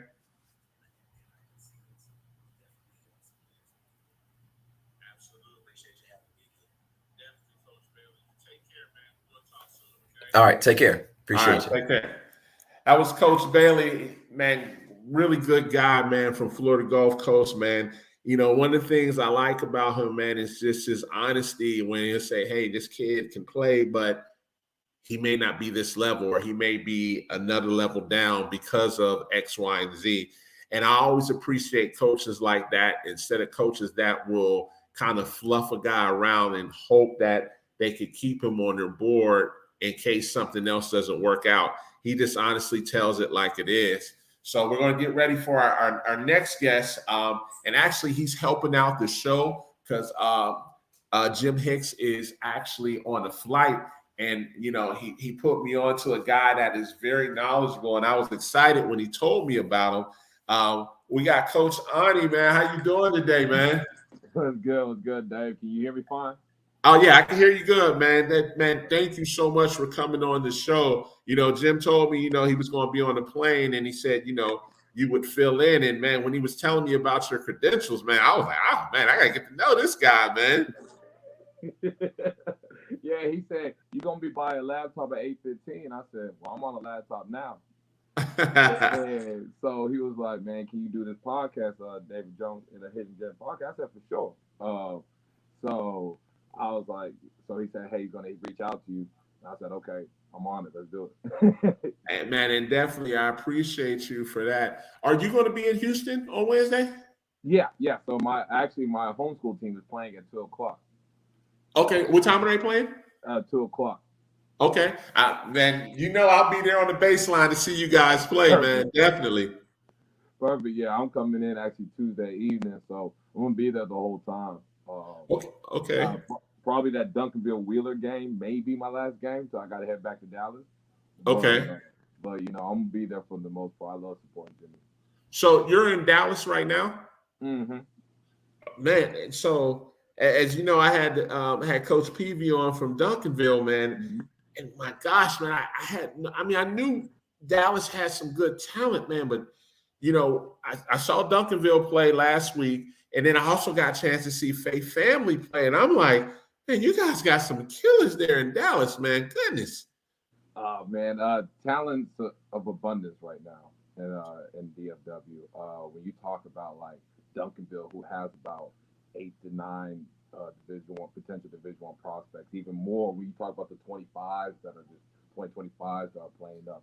Faith Family, which have multiple Division I, and we ain't just talking Division I. Like you got some Division II guys, some NAIA type level guys. That you're 10th, 11th man. Yeah, exactly.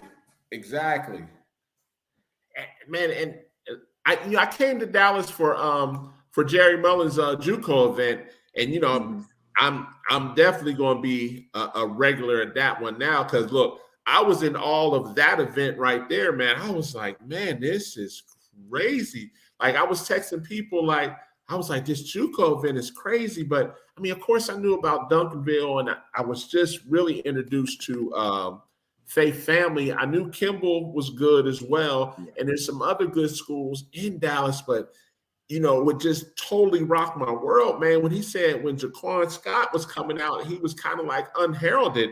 And now that dude is like one of the top JUCO players in the country. Yeah, you talk about a kid like Jacquard Scott that I got to see since 8th grade. You know, really, really talented, and that was true. Like he was an under the radar type guy.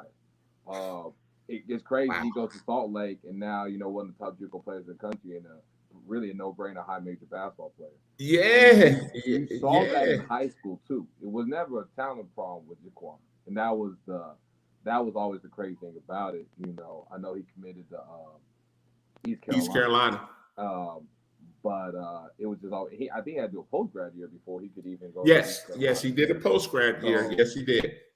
So I mean, Jaquan was putting up 20 points, 15 rebound type performance against translatable length, talent, size, and so it's funny that I was telling someone like the 15th, and no disrespect to any other state, but like the 15th best player in Dallas could be a top 10 player in another state, like in a smaller state. And that's a great point. And like I said, that's what blew my mind when they said Jaquan was unheralded. I was like, what? I was like, this dude is a beast. Yeah, no, he's really, really talented. Jaquan's really talented. I know his people real well, and he's really just grown. Like he's grown about, but the talent was never in question. And so, Yeah. like you said, like it's crazy. He had to do a post grad year, and then he committed to East Carolina.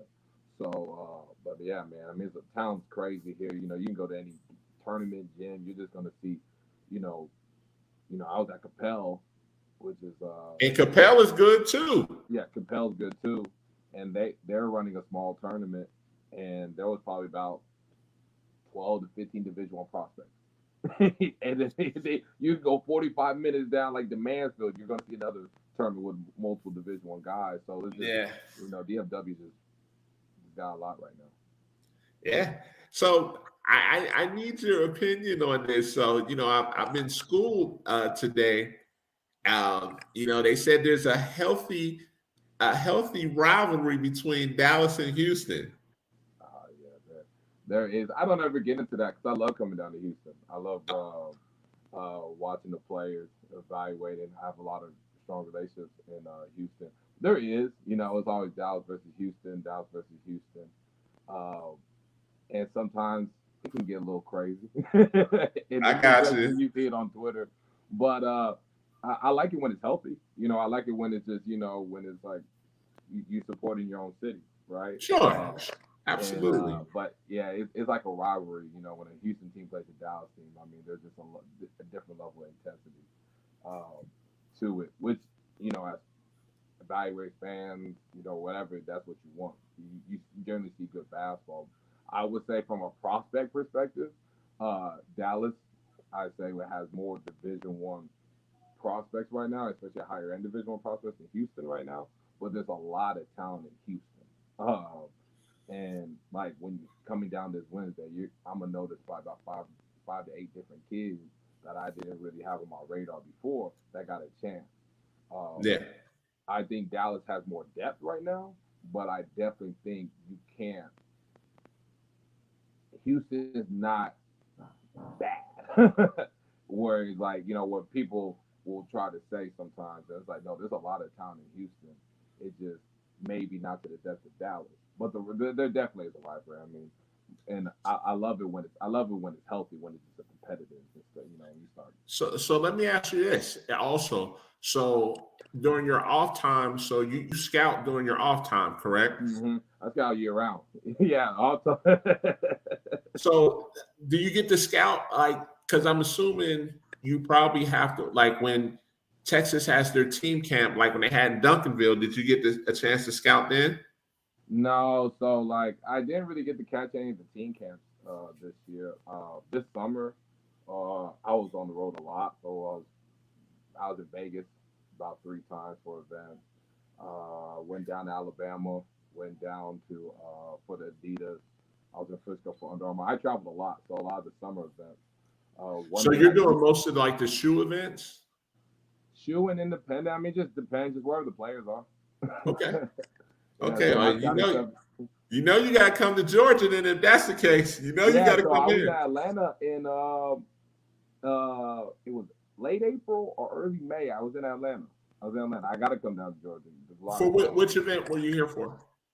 I guess it wasn't an Adidas event, but it was an Adidas event. Was it an Atlanta Celtics event then? If it was an Adidas event? The guy who ran it, but 99% of the teams were Adidas teams. Okay. Yeah, so that was the event that I. Okay. Yeah, I was about to say, if you hit the shoe events, every shoe event comes to Atlanta. Yeah, Whether it's Adidas, Under Armour, they all come. Nike. Yeah, and you have, as they should. I mean, Georgia is just it's a hotbed for prospects right now. Yeah, and one of the great things about Georgia is everybody moves here from other states, so it's kind of like we got that cheat code because we got good players that move here from New Jersey, good players that move here from the DMV and Philadelphia and Chicago and LA, and sometimes we get the Houston and Texas players that will move here, as well. So it's kind of like it's a hotbed, but they're not originally from Georgia. Well, some of them are now because, some people have been here for, 10, 15, 20 years now. So we're starting to get some of those kids that have actually come up that are Georgia grown, but we still have a lot of transplants that come here, a whole bunch. Right. Well, that same thing in Texas. I mean, there's a lot of kids that, move from different states. Really? Okay. Yeah, they come down from different states. So a lot of kids we claim as Texas kids are, from like Philadelphia, or they're from the West Coast, or they're from the Midwest. We get a lot of kids that come down here, especially with the pandemic. A lot of events were coming. We're one of the few states that were still holding events, especially around the June time. So a lot of these teams came down here, and then you saw an influx of kids, come down to the area. So we have a lot of imports. So let me ask you this, and I know you might be biased on this one. Who do you think has the best shoe circuit? I'll say Nike. So you say EYBL? I'll say EYBL. EYBL for sure. I mean, EYBL, again, I look at not just the top tier talent, then you look at the depth. So I just think the depth of talent is greater in the EYBL than okay. In the Who would you say number 2 then? Adidas. Adidas? Mm-hmm. So you think Adidas is better than Under Armour? Yeah. Okay. No, I went to them all. I got you. So you think more just from a depth standpoint, or they have better talent? Both. Both? Okay. I got you. So when it all comes down to it, that means I know you probably gonna be at Peach Jam event then, right? Yeah, I'll be at Peach Jam. So sorry, I gotta kind of move my focus for a little bit. Oh, no problem. I'll be at Peach Jam. So this is kind of how I like to move. I like to be at Peach Jam, then I'll do like a day or two there. Then I'll go to Adidas, and then I'll go to Under Armour. I like to catch them all. Okay. So, but you did mention one other thing. What independent events do you like to go to? Obviously locally, you got the Gasso, the NY to LA, run some NY to LA. Hoop Scene, run really, really good events. Okay. So you say NY to LA, Hoop Scene, and Gasso, right? Mm-hmm. Those are really, really good independent circuit events that I really like to go to. Again, okay. There was a kid that committed to Marquette that I went to NY2LA event. They ran something down in Dallas. Never heard of this kid, but he was one of the best players in the gym. I got to see him against Nike Pro Skills, and he was just really, really good. I forgot his name, but those are I love independent circuits. You always find that diamond in the rough there. Oh yeah, I couldn't agree with you more on that. Independents, like you said, are the ones where you find, like you just said, you're like, who is this kid? And a lot of times, some people will be like, I don't know. And then as an evaluator, because I have to cover more of a national scope, but it's always when you go to like an EYBL, if you perform an EYBL, everyone's gonna know, right? Of course, yeah. And as an evaluator, it's fun when you're kind of in that back gym or you're in that event and you see a kid and you're like, oh, who is this kid? And then you locate, you get the info, you get the name and stuff, and then, you say, hey, I think this kid got a chance. I think he's a mid to high, or he's a high major guy. And they're like, who is this kid? But no one knew because he's in court 6. Or he's in. But you just brought up a great point, though. You brought up a great point, and I want to touch what you just said. How many evaluators actually go to the back gyms, though? Not as many as I think what allowed me to, well, I think it's a couple things, but I think what allowed me to kind of make myself, give myself kind of a name, and especially that evaluator, is me going to course six and going to the back gyms and Exactly.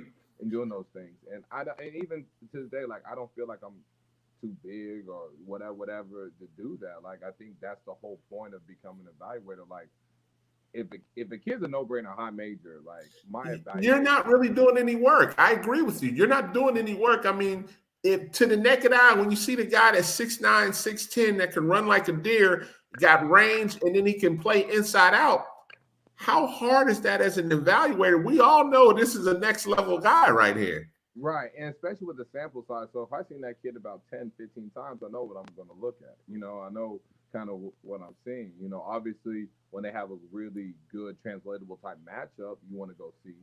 But, go to the back gym. There's always something. You always find something. And when you leave with that one or two plays that you're like, man, if I didn't go back there and see this kid, I wouldn't have known.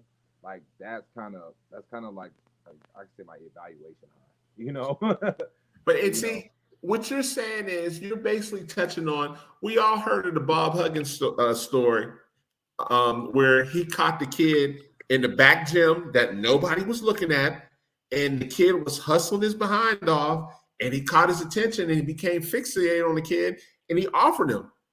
Yep. And so, it's just one of them situations. Now, of course, a lot of times that could be hit or miss. We know that. But like you said, that's how you got your reputation from the back gym, grabbing those guys that a lot of times, a lot of guys don't even go to look at. Yeah, like, I have a story. So like Damian Collins, right? As a ninth grader, he was playing 17U for Dallas Mustangs. Okay. So I forgot what event it is. I think it may have been the Dallas Showtime Classic. It was like a 9 p.m. game. And, I was about to leave. Well, we're in the court. There was barely anybody there. So I see this long, wiry kid, and he's blocking shots, rebounding. He's looking goofy, like mad goofy. Okay. There's like a string bean. And so I'm like, after the game, I asked the kid, his name, whatever. I'm thinking he's like a sophomore, junior.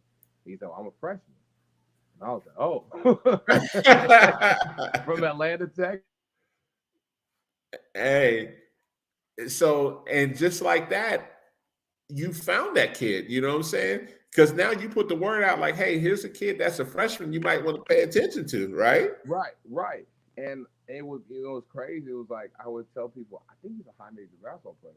I think he could potentially be an All-American. And I was saying that going to the sophomore year, people kind of thought I was nuts at the time. And but yeah, that's like my story. That's like my Damian Collins story is like that was so exciting to be like at the gym at 9 p.m. Been there since 8 a.m. just all day. But let me ask you this though: once you find a kid like that, now the coach has got you on your Rolodex now because they're like, oh, if you found this kid, who else you got for me? Right? Yeah. So they'll say, hey, that's why like when I send out reports and stuff, or they'll say, hey, what did you see? If there's anything, blah blah blah. Now they're like, okay, on it. If you really tell me this kid is like that, we really need to take a look. And I never like to, if he's good enough, I say he's good enough to offer. I'll say yeah. But I say, you need to take a look too. Like you need to absolutely. Because then it's a fit, right? It's a fit for that school. Like you may say, hey, this guy has a chance, or he's, you believe in this kid, but then it becomes a system. Like he may not fit in a 5-out system. You know what I'm saying? Absolutely. Or like some teams have like a motion offense. Yes. That may not make sense. Or they kind of run a 3-out 2-in, or the pace they play.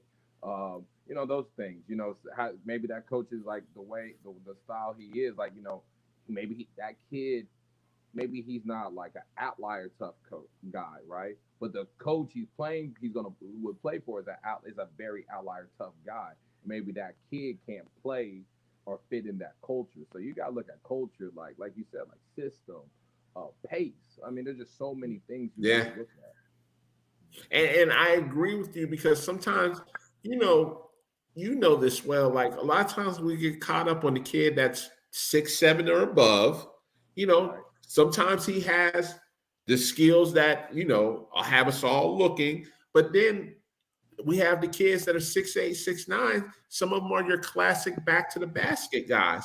And Right. we know that in certain systems that's not going to work, but they're still going to want the kid because he's 6'8" or 6'9" and up. You get what I'm saying? And he gets there for a year and he's in the transfer portal because they play a hectic pace, and that's not his deal. He may Right. need to, set up a half-court offense so you can get him the ball down low.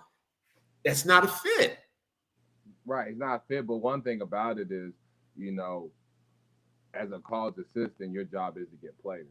And that's just kind of the sad part about it. Like sometimes they know that kid may not be a fit, but at the Yeah. part of their job is to get players. so that's kind of the bad part about that. You know what I mean? Like you're absolutely right. It is, but then, I'll take your opinion on this. At some point, you got to look at retention as well. Like if I'm getting you players and then they in the portal in a year or two, we missing the boat, right? We missing the boat. You want to be right more times than you are wrong, right? Absolutely. So you're absolutely right. You don't want all the kids you get in transferred to the portal.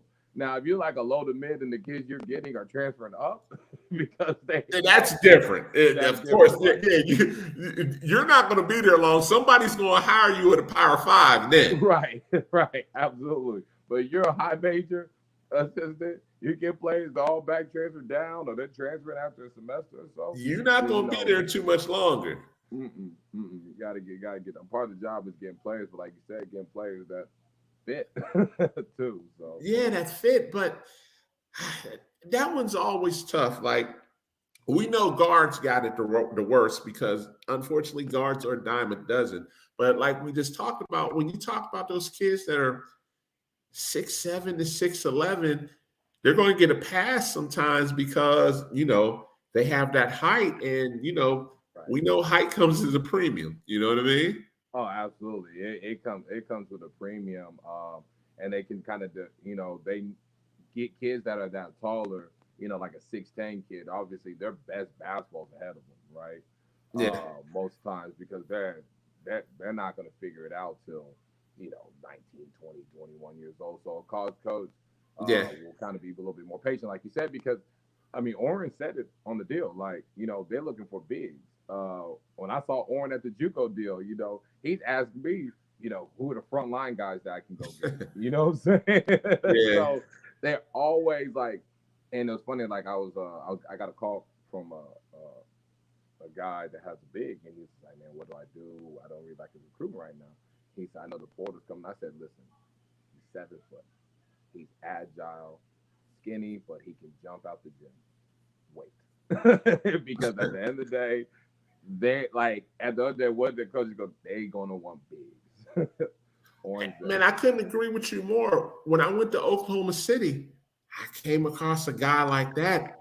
He's 6'10", runs like a deer, but and he can shoot a little bit. Like he can shoot pretty good, but he's not an aggressive rebounder. You know what I'm saying?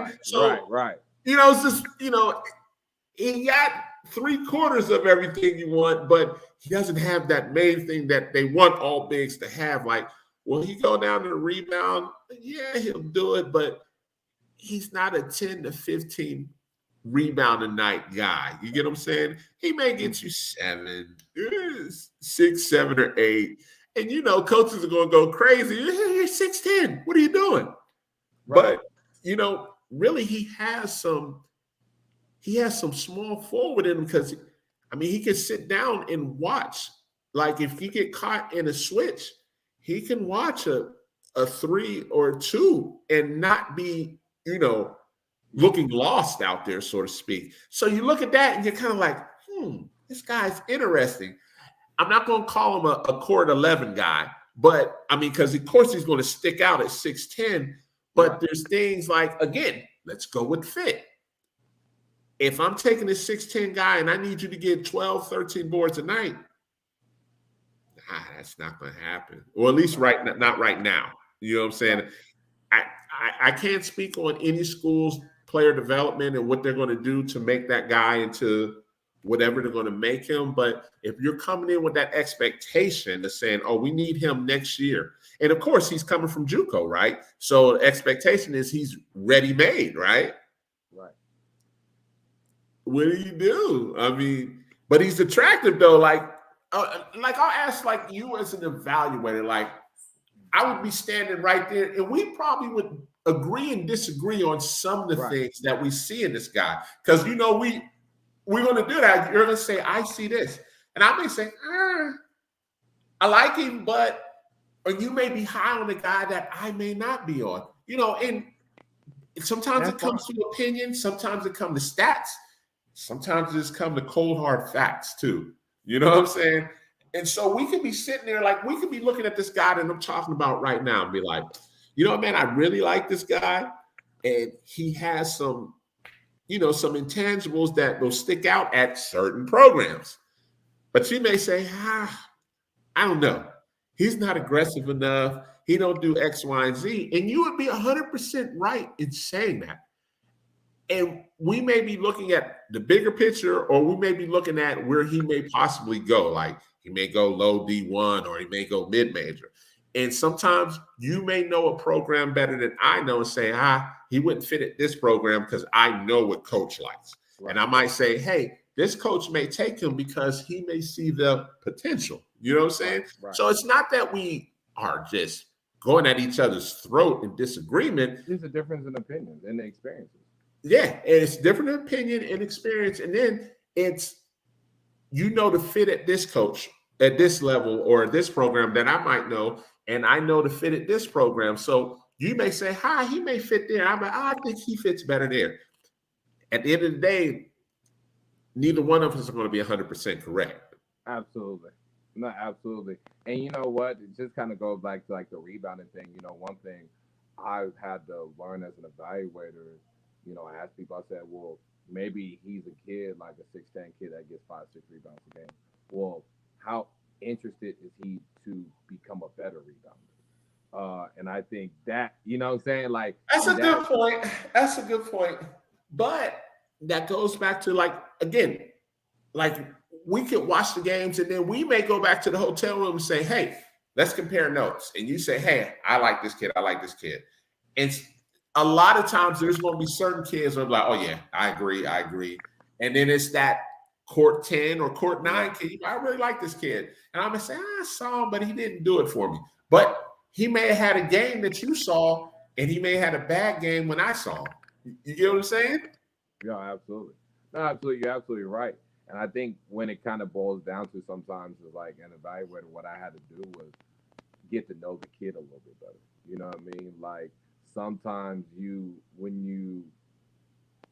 part of projecting, like you're absolutely right, like, but sometimes part of projecting is like if you kind of get to know that kid more and see how he thinks, then you can say, oh yeah, he could play for this coach or he could play for that coach. Because then, like, you know what I'm saying? Like, because like if you go to a program like a practice, obviously you be there before practice, you see how the players are. After practice, you see, and then you kind of talk to this kid that's playing, you're like, can he thrive in this environment, right?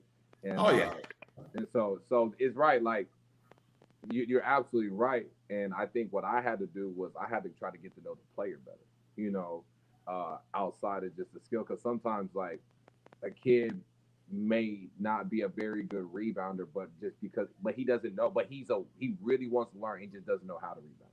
As weird as that sounds, you know what I'm saying? Or like, so do you trust your instinct on that? Or I know you do more research, like you just said, you do more research, but when does it become, I trust my eyes on what I see? I think I would say trust my eyes from the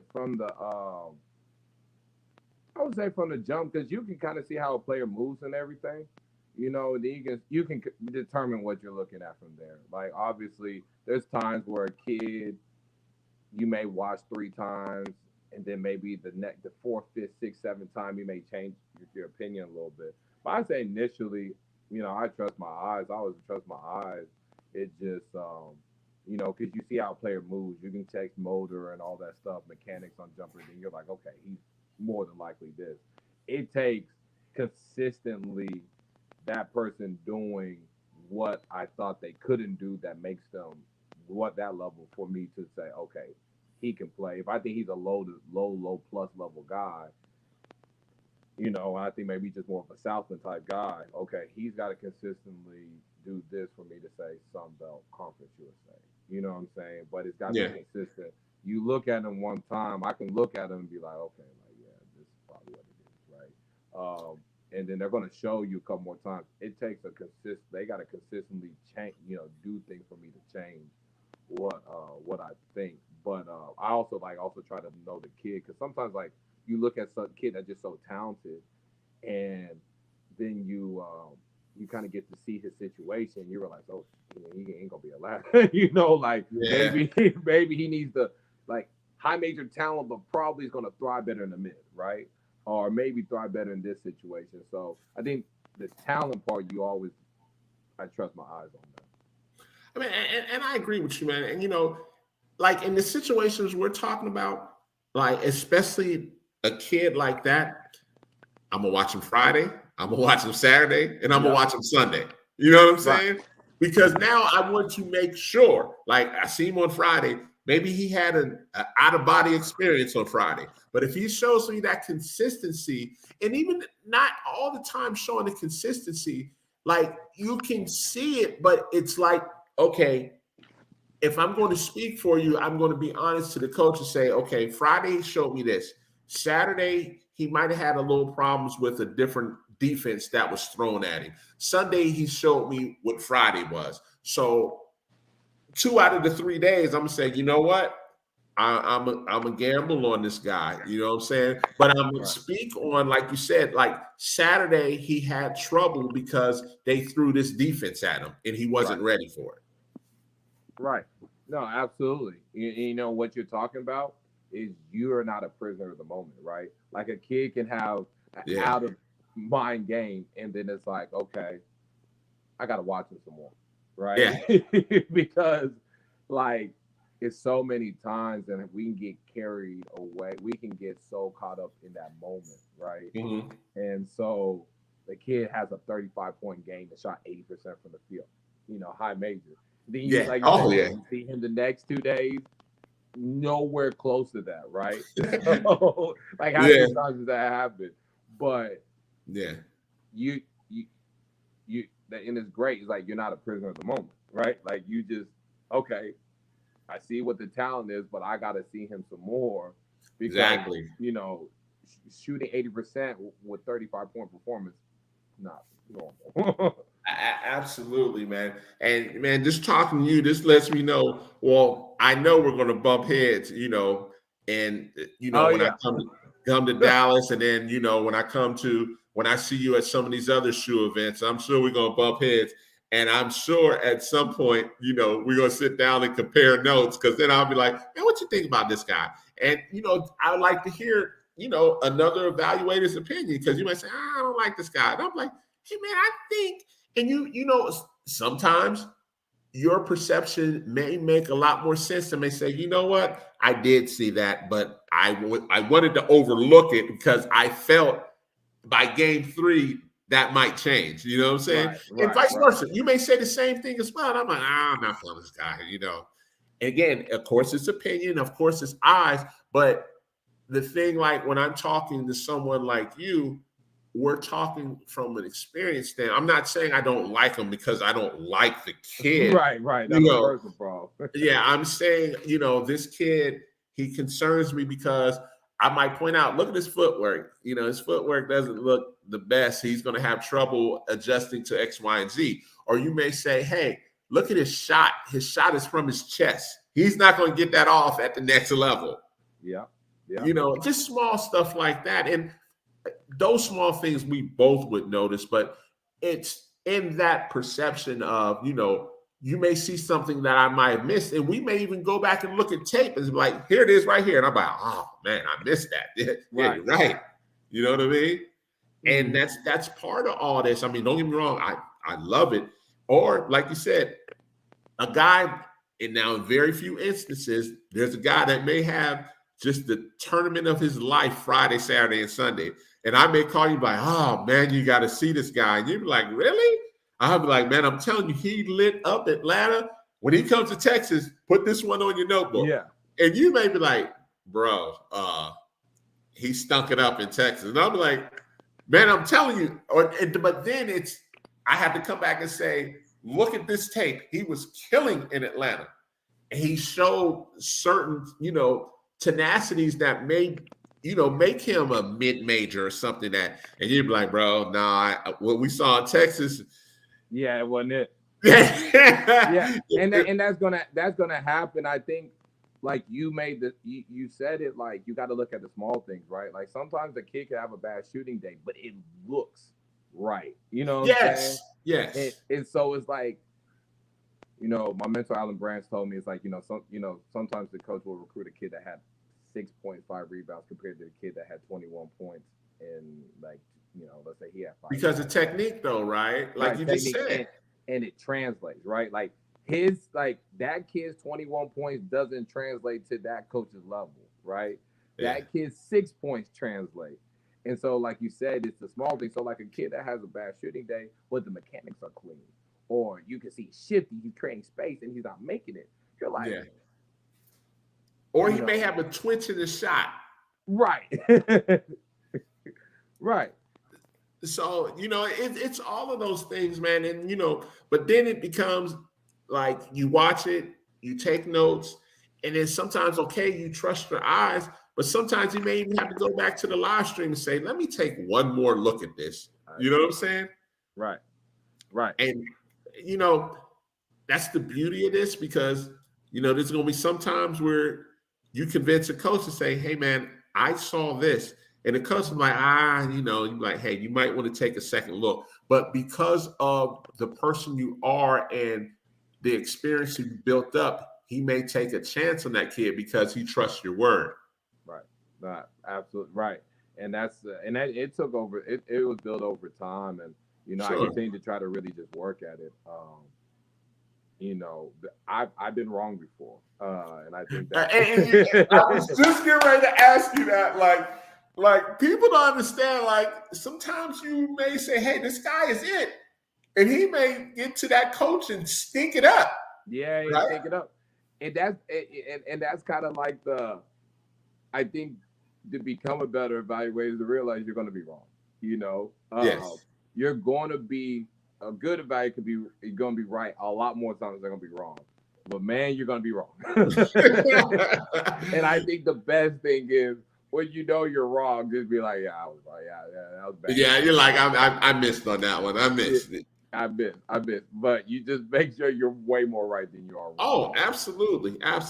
Because, they'll stall you out on 1 or 2, but when you're missing 4 or 5, they're like, hey, man, listen. Right. So, man, hey, man, listen, man, it was great talking to you, man. We're going to talk some more off stage, trust me. For sure. Hey, listen, when we meet face to face and we talk, it's gonna be fun. Like it's gonna be fun. Like no question, because I can't wait to have a disagreement to be like, what? You see? No way. And vice versa. And I'm like, man, I'm telling you. You'll be like, bro, I don't know. But those are the best conversations right there. Oh, absolutely. Those are the best conversations because you learn. Like like I learned something when you get done with those conversations. Like it's like, okay, maybe I need to look at this a little bit. I need to look at it from a different scope. Exactly. And again, like you just said, and the funny part, and we can understand this, like, I'm like, bro, you was right. I know I was all in on this kid, but man, you were right, bro. He's not it. Or, vice versa, man, I told you. Right. So, but yeah, man, I listen, man, I can't wait to meet you in person. Well, matter of fact, I'll see you Wednesday, but you'll be coaching Wednesday now. Well, I'll be there evaluating, then I coach one game, then okay. I'm gonna be straight put back my evaluator hat on. Definitely. Well, man, I'll be right there on the baseline, man. So I'll be looking at your game, and then when you're finished with your game, man, I'm already coming to introduce myself, man. Oh, for sure, man. Appreciate it. It's gonna be great to meet you, man. Man, definitely good to meet you, man. We'll definitely be talking more, man. I appreciate you coming on. I got to thank Jim for putting me on, man. Definitely. No, for sure. All right, man. You take care, man. You too. All right. Man, one of the great things about not only the podcast and the people you meet all over the country, you meet people like Ani that, I would have never met, or, I'm sure I would have seen him, but, not know him. And then, when, you meet good people and they say, hey, you want to meet this guy, he's a good guy, this, that, and the other. And you get to talking and you automatically know, oh, we share some things in common. And that's what makes your network so good. I want to thank all the coaches that came on tonight. This has been awesome. Like I told you, I can't wait for Wednesday. Wednesday's going to be a knockout in Houston. I can't wait to see the Duncanville Wheeler game, but also I can't wait to see the other games because there's some really high quality games that'll be going on all day. So, me and Dre will be out there, supporting the kids from all over. We'll definitely be talking about it after Thanksgiving because after Thanksgiving, we'll be back in Atlanta at a number of Thanksgiving events as well. So for me, that following Monday, I'll be talking up a bunch about all of these games. Thank you guys for checking in as usual. It's been awesome. We'll see you guys in a week, actually. So let me look real quick. I will see you guys on November 29th. Will be our next podcast. So you guys take care, and thank you for checking in tonight on our special edition podcast for Who's Hitting Gems. You take care.